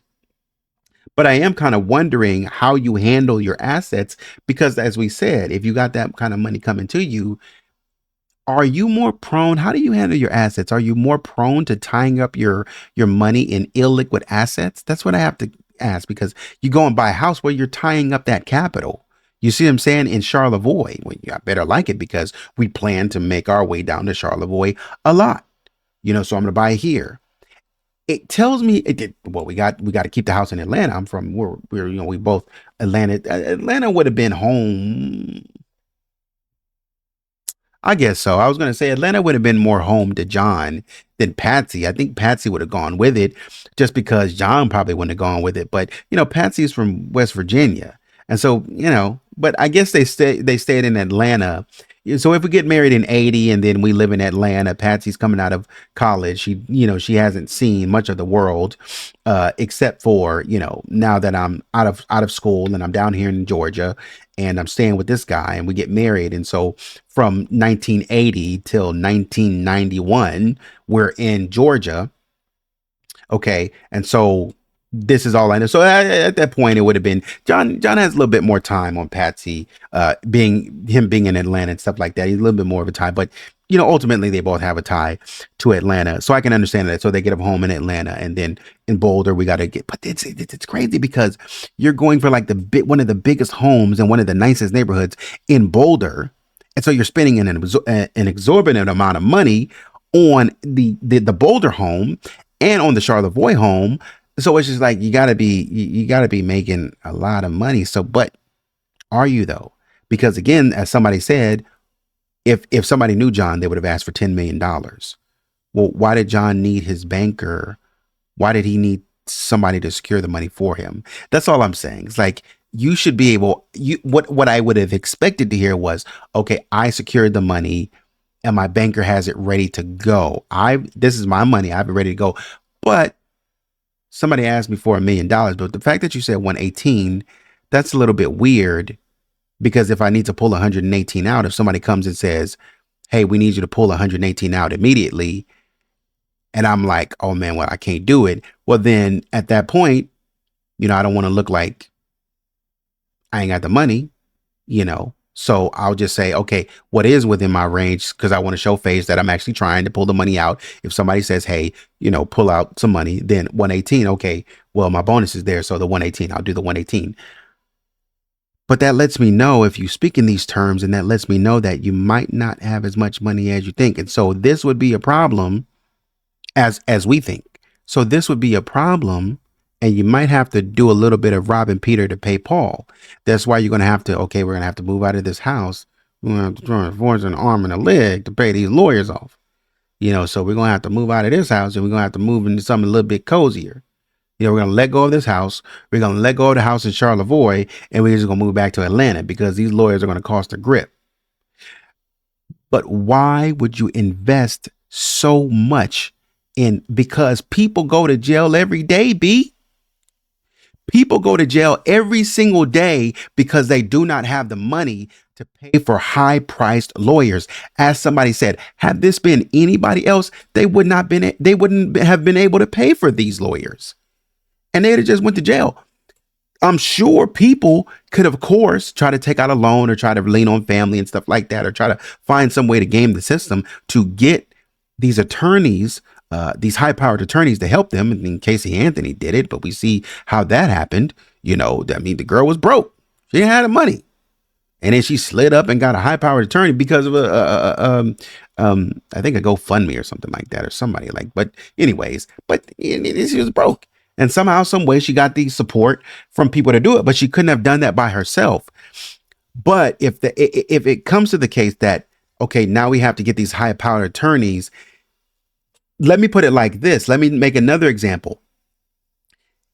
If you are starting a business, you, or whatever you want to do, you can take out a second mortgage on your house as collateral for it. Say it's like, man, I'm taking out a second mortgage. You know, I'm doing this for collateral, for my business.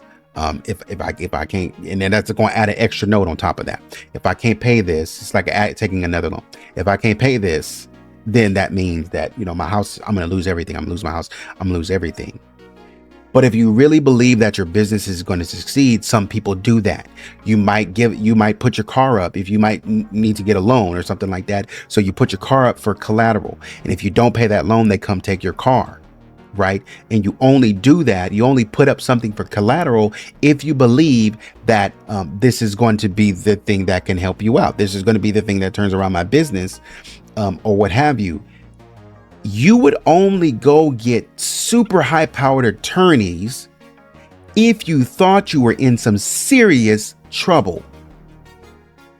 Because, and I need to respond to it. I got to find the comment.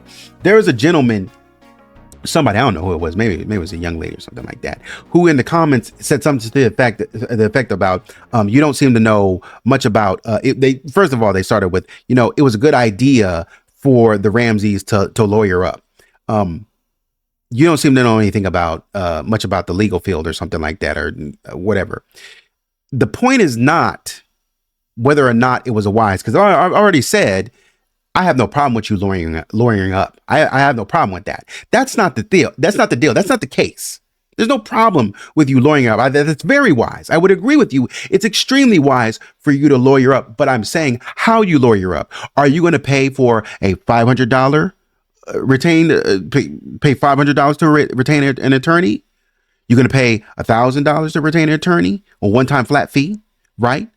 Or are you going to get somebody that you got to open up the checkbook? Okay, well, how much are we talking about? Well, my retainer fee, I'm just going to tell you, my retainer fee starts at $500 a day. But you're trying to retain all of us, so it's going to be a little bit expensive. If I don't have that money, if I don't have the $10 million that I purported to have, then that means I'm going to have to start giving up my some of my assets. I'm going to have to start selling the houses, selling the boats, selling the cars.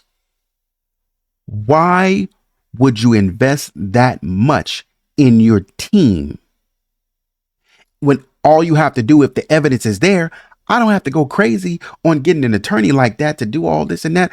I just have to get somebody to protect me, because when you go to a car wash, I'm sorry, when you go to a car wash, you have the basic level car wash. I'm gonna go in here and I'm just gonna get some water sprayed on it, and I'm gonna go about my business. Then you have the super package and I'm just making a package. You know, I can't remember the packages off the top of my head. I got the super package where I'm gonna go in here and I'm gonna get a little bit more than a spit shine. You know, I'm gonna get, you know, somebody's, you know, I'm gonna get a wax, I'm gonna get some soap or whatever. But then I can go to the ultimate package, right?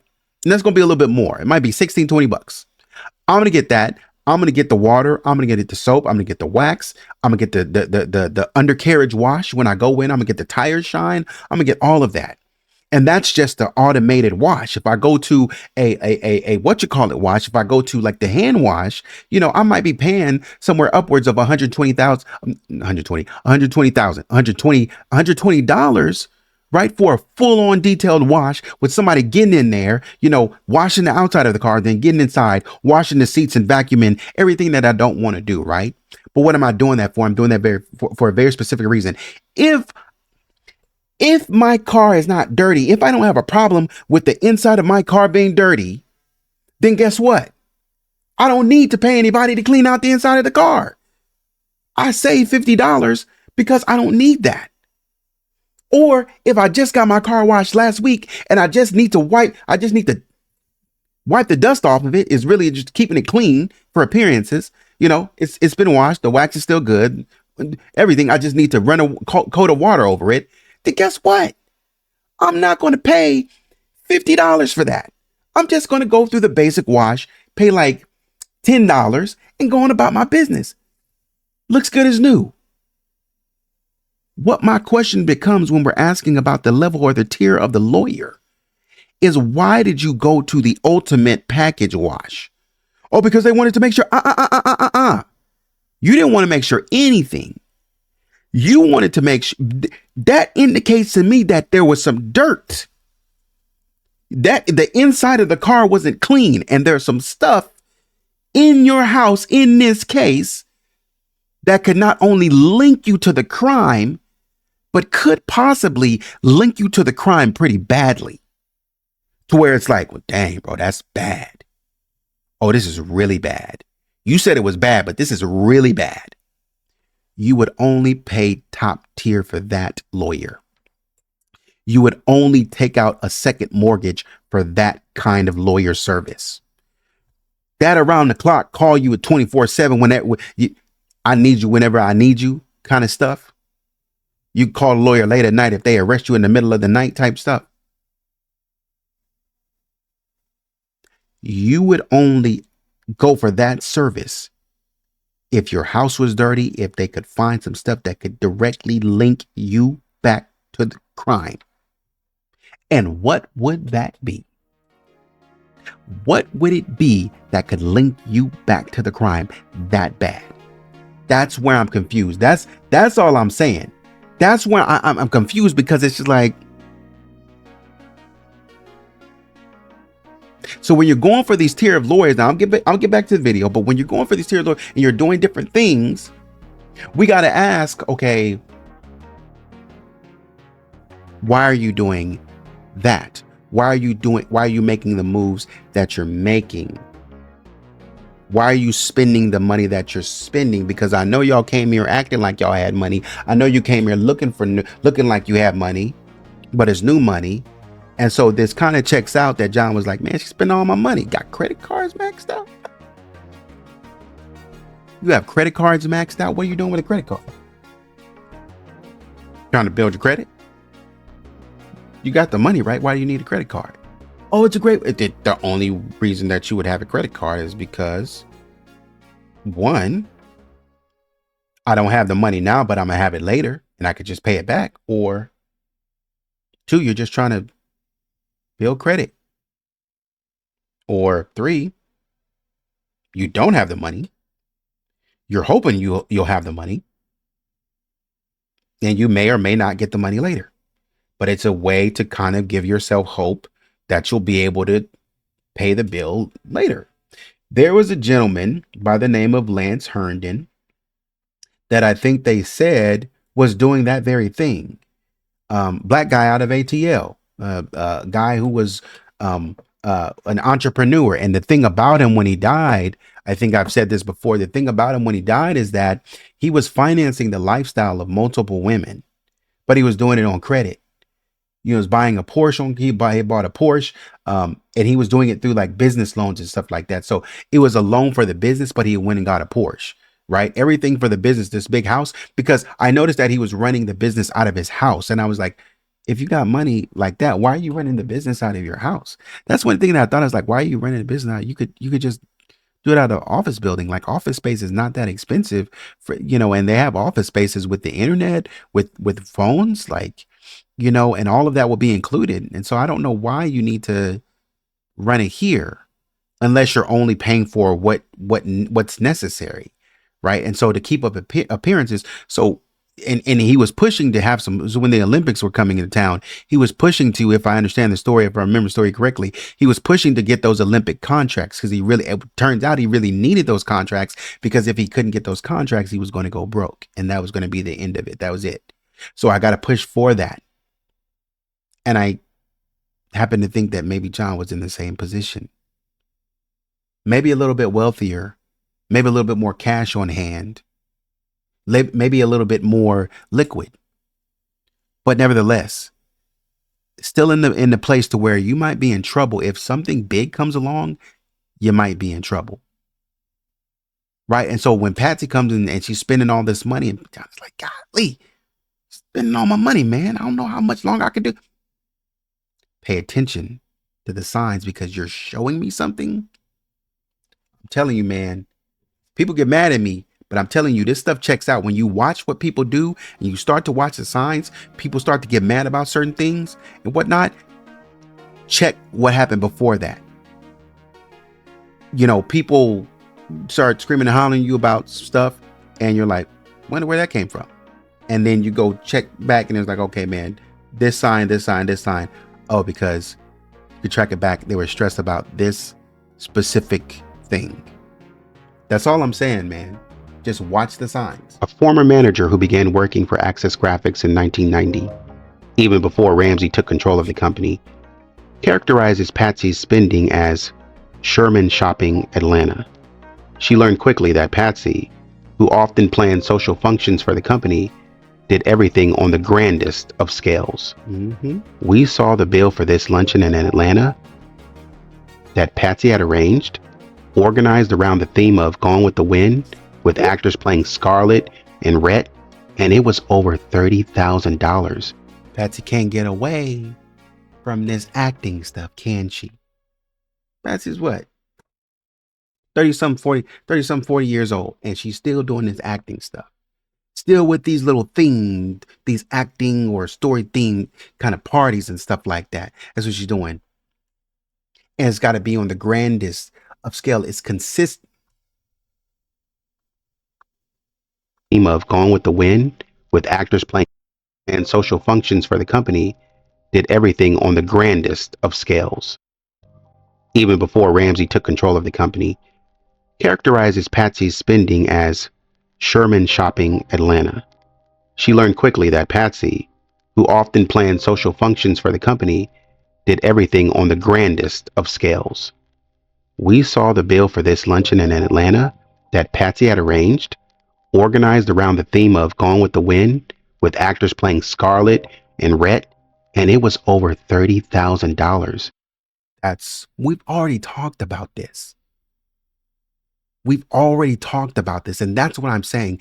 That's why I'm following this investigation the way I'm following it, because we've already talked about what these people, I'm already telling you what these people are going to do, who these people are. And it's like, man, I just need to make sure there's consistency all the way through. I don't want you to flip on me. This is, as a general sense, you're this kind of person. This is what you should be doing all the way through until something knocks that off. What event would that be? You are straight across the board. Nothing changes.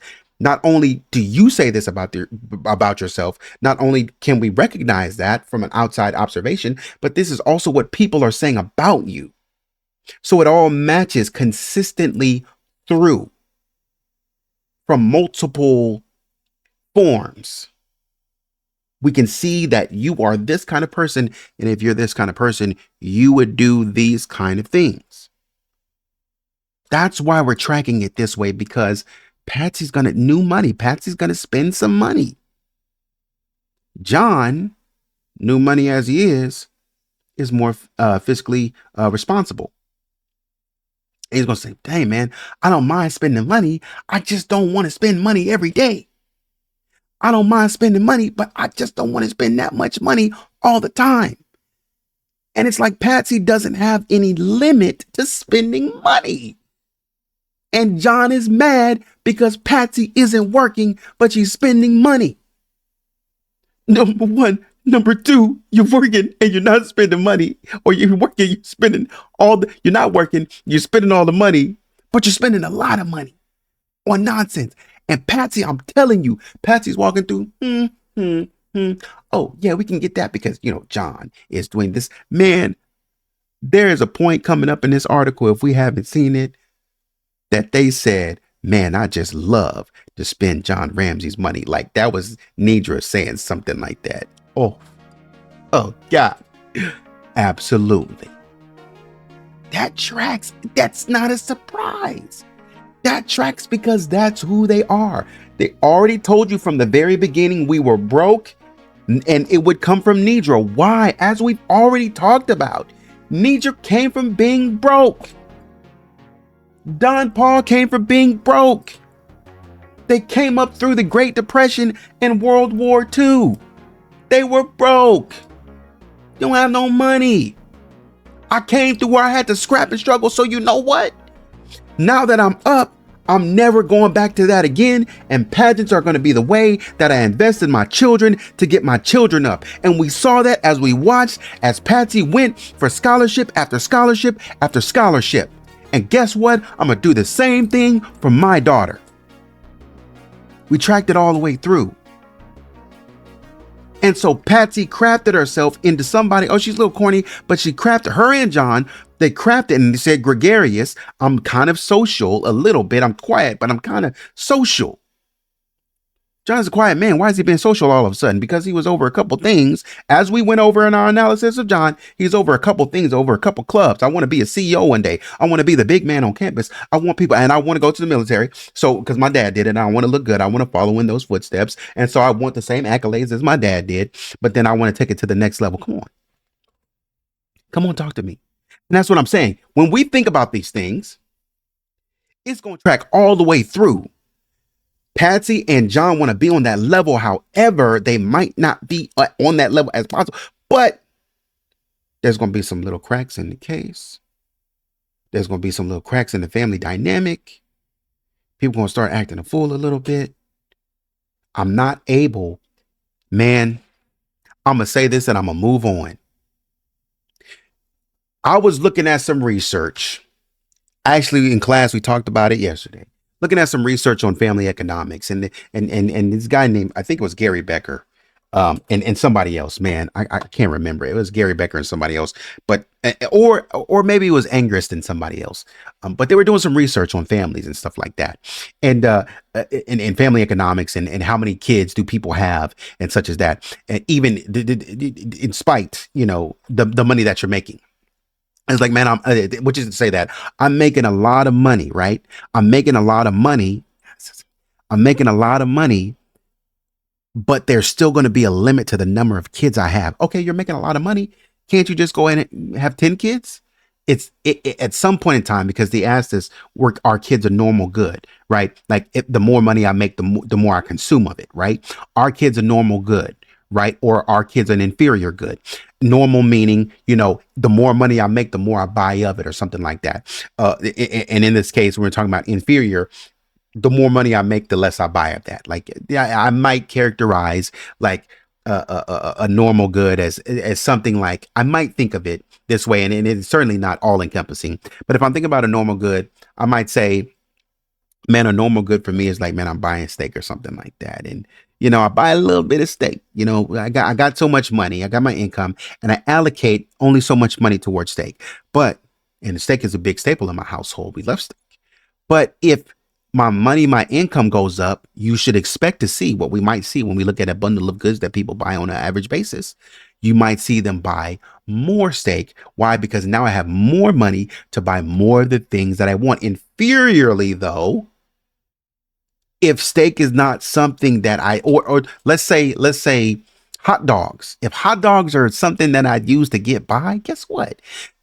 When I go from college to my professional job, or when I graduate from high school and I get my first paycheck, I'm not eating hot dogs no more. We going out, baby. We are going out, and we're going to some of the finest restaurants. Come on.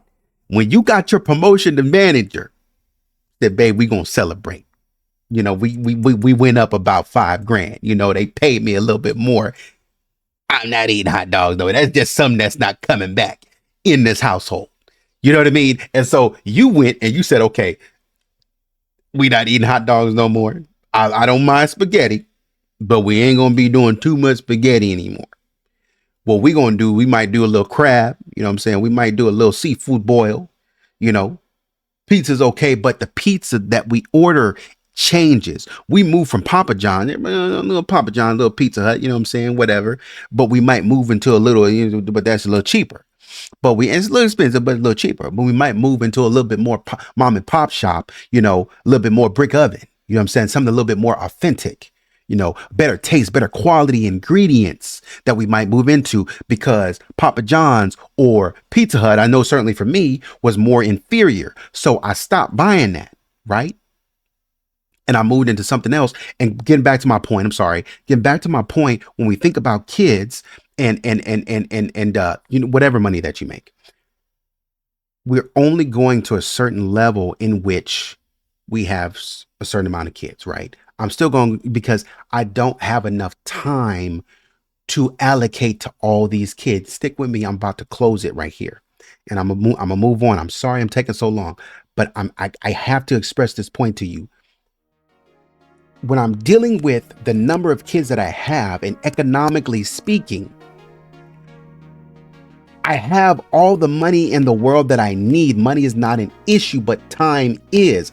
I can't have more than two. I want a boy and I want a girl. That's the thing, as the article talked about, the perfect kind of deal. I want a boy, I want a girl. John and Patsy got that, so they can stop. We can leave it there. They got that. I'm not going to have any more because I don't have the time. John already wasn't seeing the kids like that. Already didn't have time like that. Patsy took a step back and said, I want to see more of the kids. So she took a step back and did that. But if I already don't have time to see the kids, why would I have more kids? But then Patsy switched and started spending more time with JonBenet.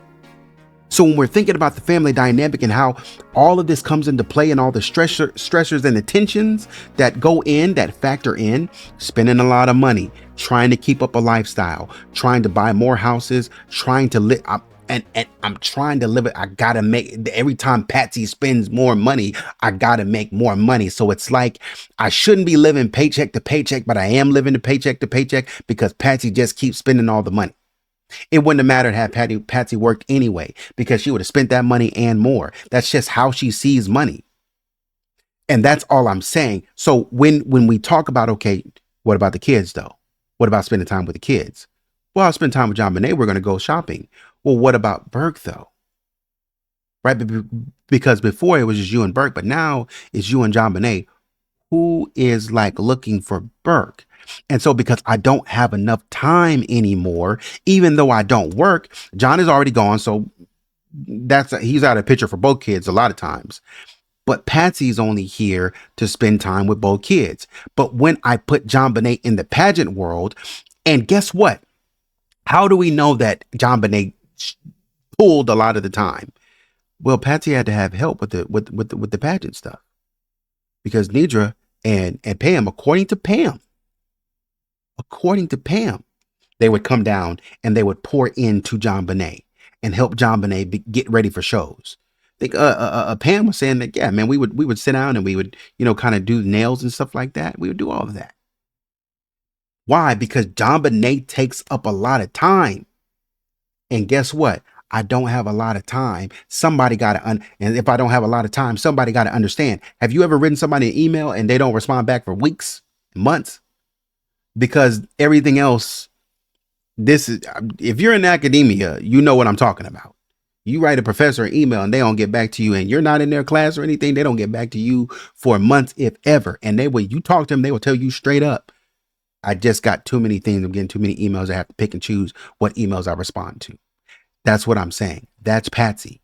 Because I don't have time, babe, Burke, you're going to have to, and this is me speculating, babe, you're going to have to do your thing. You're going to have to grow up a little bit, just because, and Patsy is an older child doing this, just because, we got to take care of JonBenet. This is Patsy saying this, because Patsy had to do the same thing as the older child.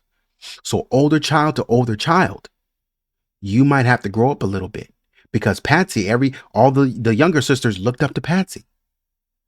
And so in the same way, JonBenet is looking up to Burke. So Burke, you have to stand up. And we don't know. I mean, we can speculate, but we don't know how Burke took that. Because Burke might have been in the space of, well, mom, I'm not you. I can't stand under that pressure. I need to be considered in the same light as JonBenet. I can't mature to the place to where I just take care of somebody and that's my life, because that could be a heavy burden. If you've ever taken care of your siblings growing up and your mom and dad were out of the home working or something like that, and you had to be the primary caretaker of getting your brother and sister on the bus or something like that, bringing them, walking home with them and protecting them and watching over every part of their safety, you know what I'm talking about. It's like you never had a childhood, because, hey man, I got to ask my mom if I can go to this dance or go to the movies because I got to go with my, why am I talking about this? Because if Patsy is asking Burke to do this and Burke cannot handle this, this might cause, or doesn't want to, this might cause a problem and might set the stage for some sort of resentment. That's all I'm saying. We have to be careful about how people, when we look at these tensions, I would expect, I'm gonna shut up, but I would expect for these things to come into play. Maybe 33,000. She adds that the luncheon could have been given for between $5,000 and $10,000. In 1993, Stobie was sent to Atlanta to run the office there and eventually shut it down, even though Nidra, Polly, and Pam Paul were in the payroll. According to numerous ex-employees, Ramsey always delegated firings to others, even when it came to family. My job was to manage Nidra, and really, career-wise, I was hanging myself. Don Paul was there like once a month. He did not want to be in Atlanta, and that was very clear. Nidra was intensely competitive, continues Stobie. She shared a story about how when the girls were running for Miss West Virginia, some woman in the pageant had a ring that was so many carats big, so Nidra had to go out and buy one that was bigger. While I was working there, I got engaged and wore my 1 carat engagement ring down there. The next day, she had to come in with a 4 carat ring, and she said to me, "Yours is a nice starter ring." A woman who worked for me in Georgia said, "These are the meanest people I have ever met." The Paul House, a brick colonial with a circular driveway, was a matter of great pride to Nidra. One investigator described their living room as the shrine room, bedecked with trophies, ribbons, and photographs of their pageant-winning daughters. They were so meshed up in each other, and it was my gut instinct that, telling you right now, there is a superficialness to this family. You can get mad at me, I'm telling you right now. There's a superficialness. I've seen it with my own 2 eyes. I know what it looks like when it is grossly superficial. And you are looking at a superficial family, there's a possibility that there was a panic somewhere. Told me something wasn't right there, says Stobie. They were going on and on about the size of Burke's. You know what? This to me was so bizarre. I'm gonna let you know right now, it was something, I didn't read it, but it was something nasty. It was something extremely nasty that should not be uttered about a child by a grown person. I'm just gonna tell you that right now. It was nasty. Nidra's like a little bird, but both Pam and Polly were overweight. There was slim fast everywhere. That's just Patsy, on the other hand, represented real success. Mm-hmm. We love spending the money John Ramsey makes, Nidra was fond of telling folks. And when Patsy gave birth in 1990 to a little girl with an angelic face, Nidra was rapturous. Stobie recalls that in 1993, when JonBenet was 2, they were already talking about her in terms of being Miss America. Mm-hmm. The real tragedy is that this girl did not have a chance. And this is what I mean when I'm talking about, that's why I like this article. Because some things in this article, I'll agree, they seem far-fetched. But I guess what I'm saying is that checks out. When we talk about the Miss America thing, that checks out. Why does it check out? Because John said this in one of the books. John had already, and that's what I'm saying. There's whoever wrote this article, Ann Bardock, she did a phenomenal job at investigating and being open and being in the right place, the right time to talk to people and following up on stories to write this piece because it's checking out, because this is stuff that John is saying. This is stuff that Patsy is saying. You know what I mean? Like, this is stuff that people are saying out of their own mouth, and they will get on national television and say it. Bro, come on, bro. I'm telling you.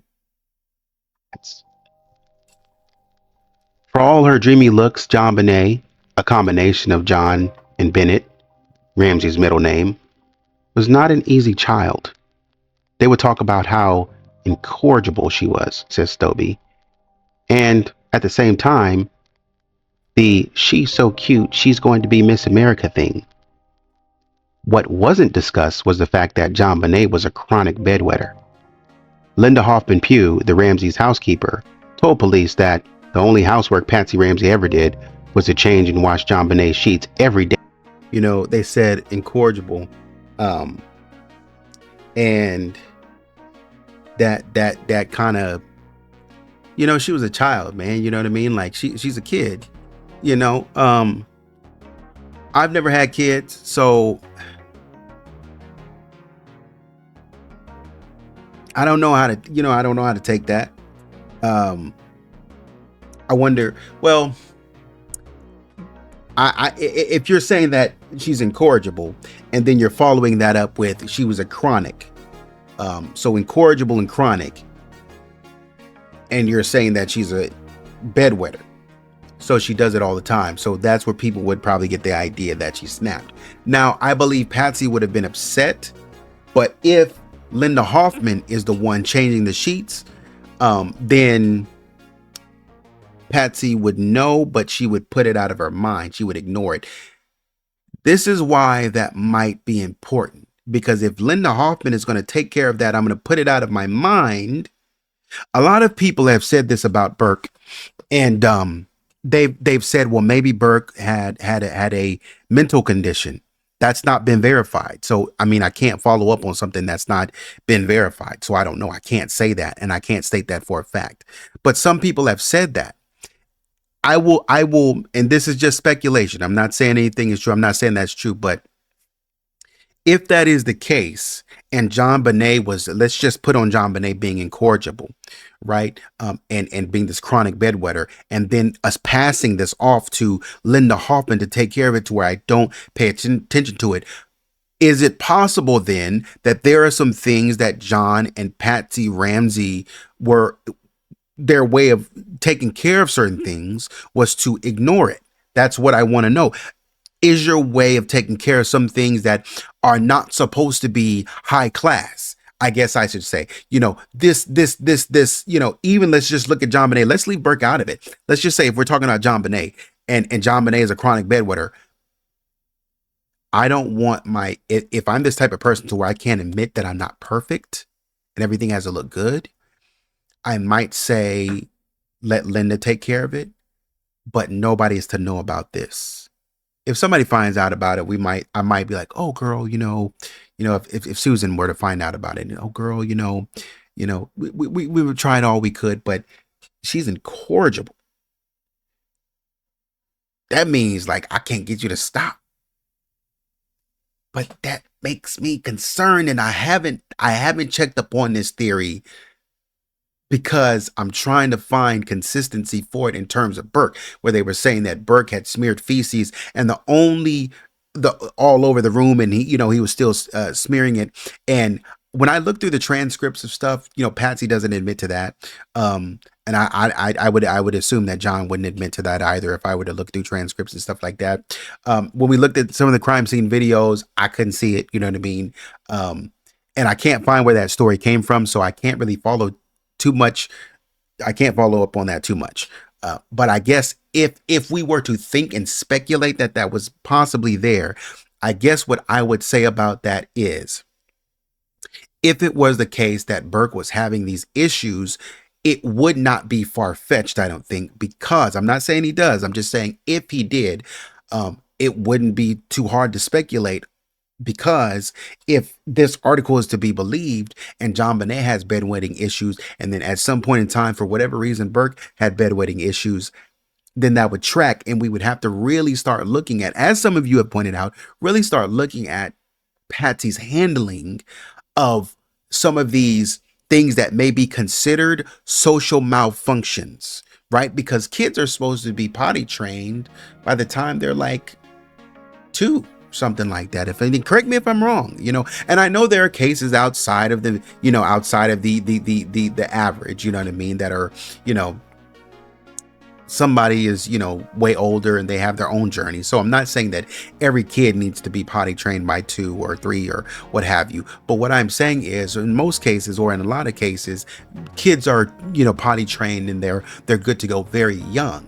But when you have children, if you have Burke, who goes all the way up to 6 and he's having his problems, but then you have JonBenet, who's at 6 as well, and she's having her problems, we have to start asking, how is there a consistency? Because we're trying to blame JonBenet for being chronic, but how is there a consistency if it were the case that Burke, I'd have to double check, but if it were the case, how is there a consistency of both children having bedwetting problems up to that age? What's going on?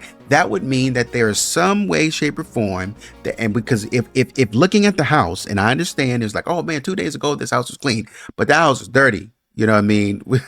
Like, that's Christmas. It's like y'all did y'all did the family tour or whatever y'all did, and that house got dirty quick. And I'm talking about the entire house. That house got dirty quick. That house got dirty fast. You know what I mean? And that wasn't just me saying that. That was people watching it, looking at it. Other people were saying that. Man, that house got dirty quick. But Patsy needed a nanny and a housekeeper, and she needed that help. That means that, and there's nothing wrong with wanting help. You're wealthy. You got the money. Get you some help. Why not?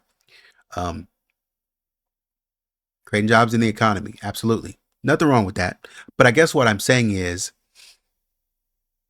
if you have shown me that you need help in certain areas, I'm going to watch closely on where you ask for help in the future. And if you ask for help with your kids and potty training, and you don't really get the issues set up straight for the bedwetting, and your way of dealing with it is just clean it up. Don't ask me anything. If you see it, just clean it up. Then Linda wouldn't speak on it. She would just clean it up and leave it alone. And that's it. But if Burke were to ever have a problem, it's possible that Patsy would never speak on it to family or to friends.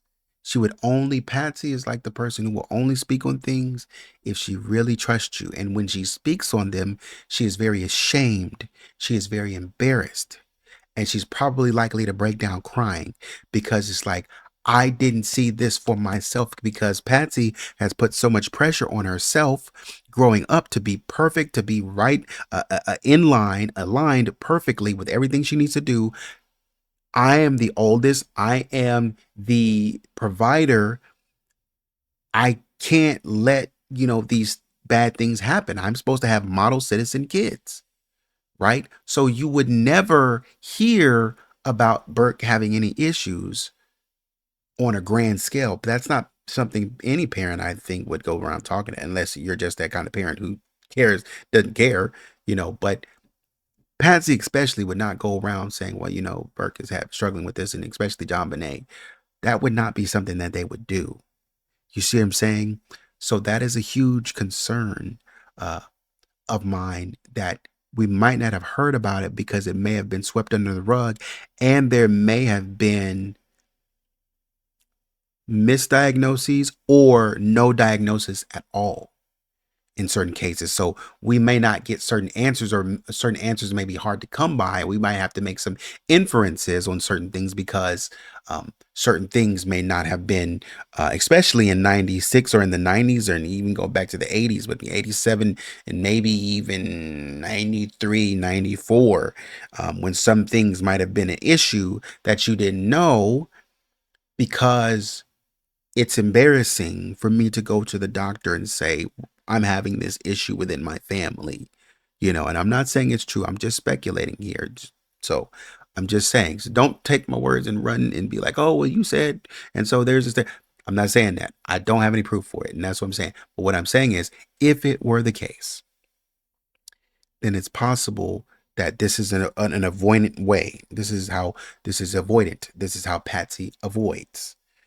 I'll just it's a more so negative avoidant, I would say. It's like, positively we could say, oh, you know what, we're gonna do this. We're gonna beat this bedwetting thing together. I'm gonna get my daughter the best help. But instead, Patsy may have negatively avoided it and said, you know what, we're just gonna ignore it. We're just gonna act like it doesn't exist. We're gonna go another way. That's all I'm saying. And that tells us something about how Patsy does things. And again, this would have, partially pushed people outside of certain circles that they needed to be included in, and their mental psyche may have not been able to take it. Day before Hoffman Pugh arrived for work, there was a plastic sheet covering the mattress. Hoffman Pugh exchanged and washed JonBenet's sheets every day before Hoffman Pugh arrived for work. There was a plastic sheet covering the mattress. Hoffman Pugh every day explained to me. A former nanny adds that JonBenet wore pull-ups, diaper underwear during the day. In the 3 years before the child's death, Patsy took her to a pediatrician 30 times. While John Ramsey became increasingly focused on his company's skyrocketing growth, Patsy spent her energy on her daughter's career and on charities and shopping. She organized several of the programs at her children's schools and offered to underwrite her softball league. Confirmed. All confirmed. We know that Patsy was involved in her kids' school, and we know that she was involved in charities for women. We know that. Confirmed. Mom's Gone Bad, for its first 2 years, she developed a tight-knit circle of well-to-do mothers, including Priscilla White and Barbara Fernie. To the pageant moms, Patsy Ramsey, having been a Miss America contestant, was close to being royalty. One of her most impassioned defenders has been Pamela Griffith, who sewed many of JonBenet's costumes, and whose 19-year-old daughter, Christine, also a pageant winner, coached and babysat JonBenet. Praising Patsy effusively, Griffin cites her generosity and kindness. She says she is baffled by the lawyer's decision to muzzle the Ramseys. I have told Patsy's mom over and over that I wish she would talk. People fall in love with Patsy just talking to her. She is a force to be reckoned with. We said that already, didn't we? When we were doing our analysis of Patsy, we said, that's what I'm saying. I'm tracking you all the way down. We showed a picture of Patsy. These are the pictures that we showed of Patsy. Look at this. Like we talked about, that nonverbal communication. Patsy is touching this guy and she's studying him. John is smiling. You can see the creases in his eyes, right? This guy is smiling from ear to ear. He's happy. And Patsy is smiling because she knows what she's doing. But this is the part that I love about Patsy. Smiling, look. Patsy has her hand. She's like I told you before in our analysis of Patsy. John is smiling. This guy's back here taking notes. This dude right here is like, hey, who are you? Hey, man, I'm supposed to be. He got the walkie-talkie in his hand. I suspect this is security. This guy's back here taking notes, but John is not alarmed. Again, you can see the creases in his eyes. Patsy's smiling, hair blowing in the wind, got her glasses to the side like, hey, girlfriend. And this dude is like, hey, man, you can't be running up Patsy like that. But Patsy is pulling in. Man, if anything is telling, it's going to be this picture right here. If anything, it's going to be this picture right here. Why? Because Patsy, I'm telling you again, verified. If Patsy gets her hands on you, it's over. That's why we have so many people like, oh man, can't do it. They're such nice people. I won't believe it. That's why. That's what I'm saying, man. There's no surprise and I don't blame you for it. I don't. But it's verified. With just like her mother, who is the tiniest little fireball you've ever seen. You don't cross that woman. And Patsy is just like that in defense of her children. The whole notion that John Ramsey could be abusing the child and Patsy covering up for him is almost funny. LaDonna Grigio, another pageant mom whose daughter, Brianne, 9, passed on a Little Miss Colorado crown to JonBenet last year, can't speak highly enough of the Ramseys. Patsy is not your normal, snobby, rich person. Mm-hmm. End of part 3. In love with Patsy just talking to her. She is a force to be reckoned with, just like her mother, who is the tiniest little fireball you've ever seen. You don't cross that woman. And Patsy is just like... That's where she got it from. And that's why she relates so well to the headmistress and Miss Jean Brodie. That's where the dichotomy comes in. That's why she relates so well to both, because Patsy is Miss Jean Brodie, but the headmistress is Nidra. This fire and ice. But I suspect that there had been some sort of, Patsy being the oldest, being the one to receive the mistakes as the child number 1, there was some sort of like pounding of ideas. And I don't say that to be violent, but some sort of like forcing of ideas into Patsy. And that would have carried through to JonBenet, I would think, because as a way, this is Nidra's idea for us to go through with these pageants. This is Nidra's idea, not Patsy's. But Patsy, because Patsy is like, you said that this is the way to fame, this is the way to fortune, this is a way to get up out of this, I don't want to say poverty, but this is a way to get out of, not having everything I want. This is a way to a better life. Let me say it that way. If that's the case, Mom, I will do what you say, even though sometimes I don't like the way that you say it. I will do what you say. Period. But anyways, man, that's the video. That's everything. Like, share, subscribe. Let me know what you think. Until next time, take it easy.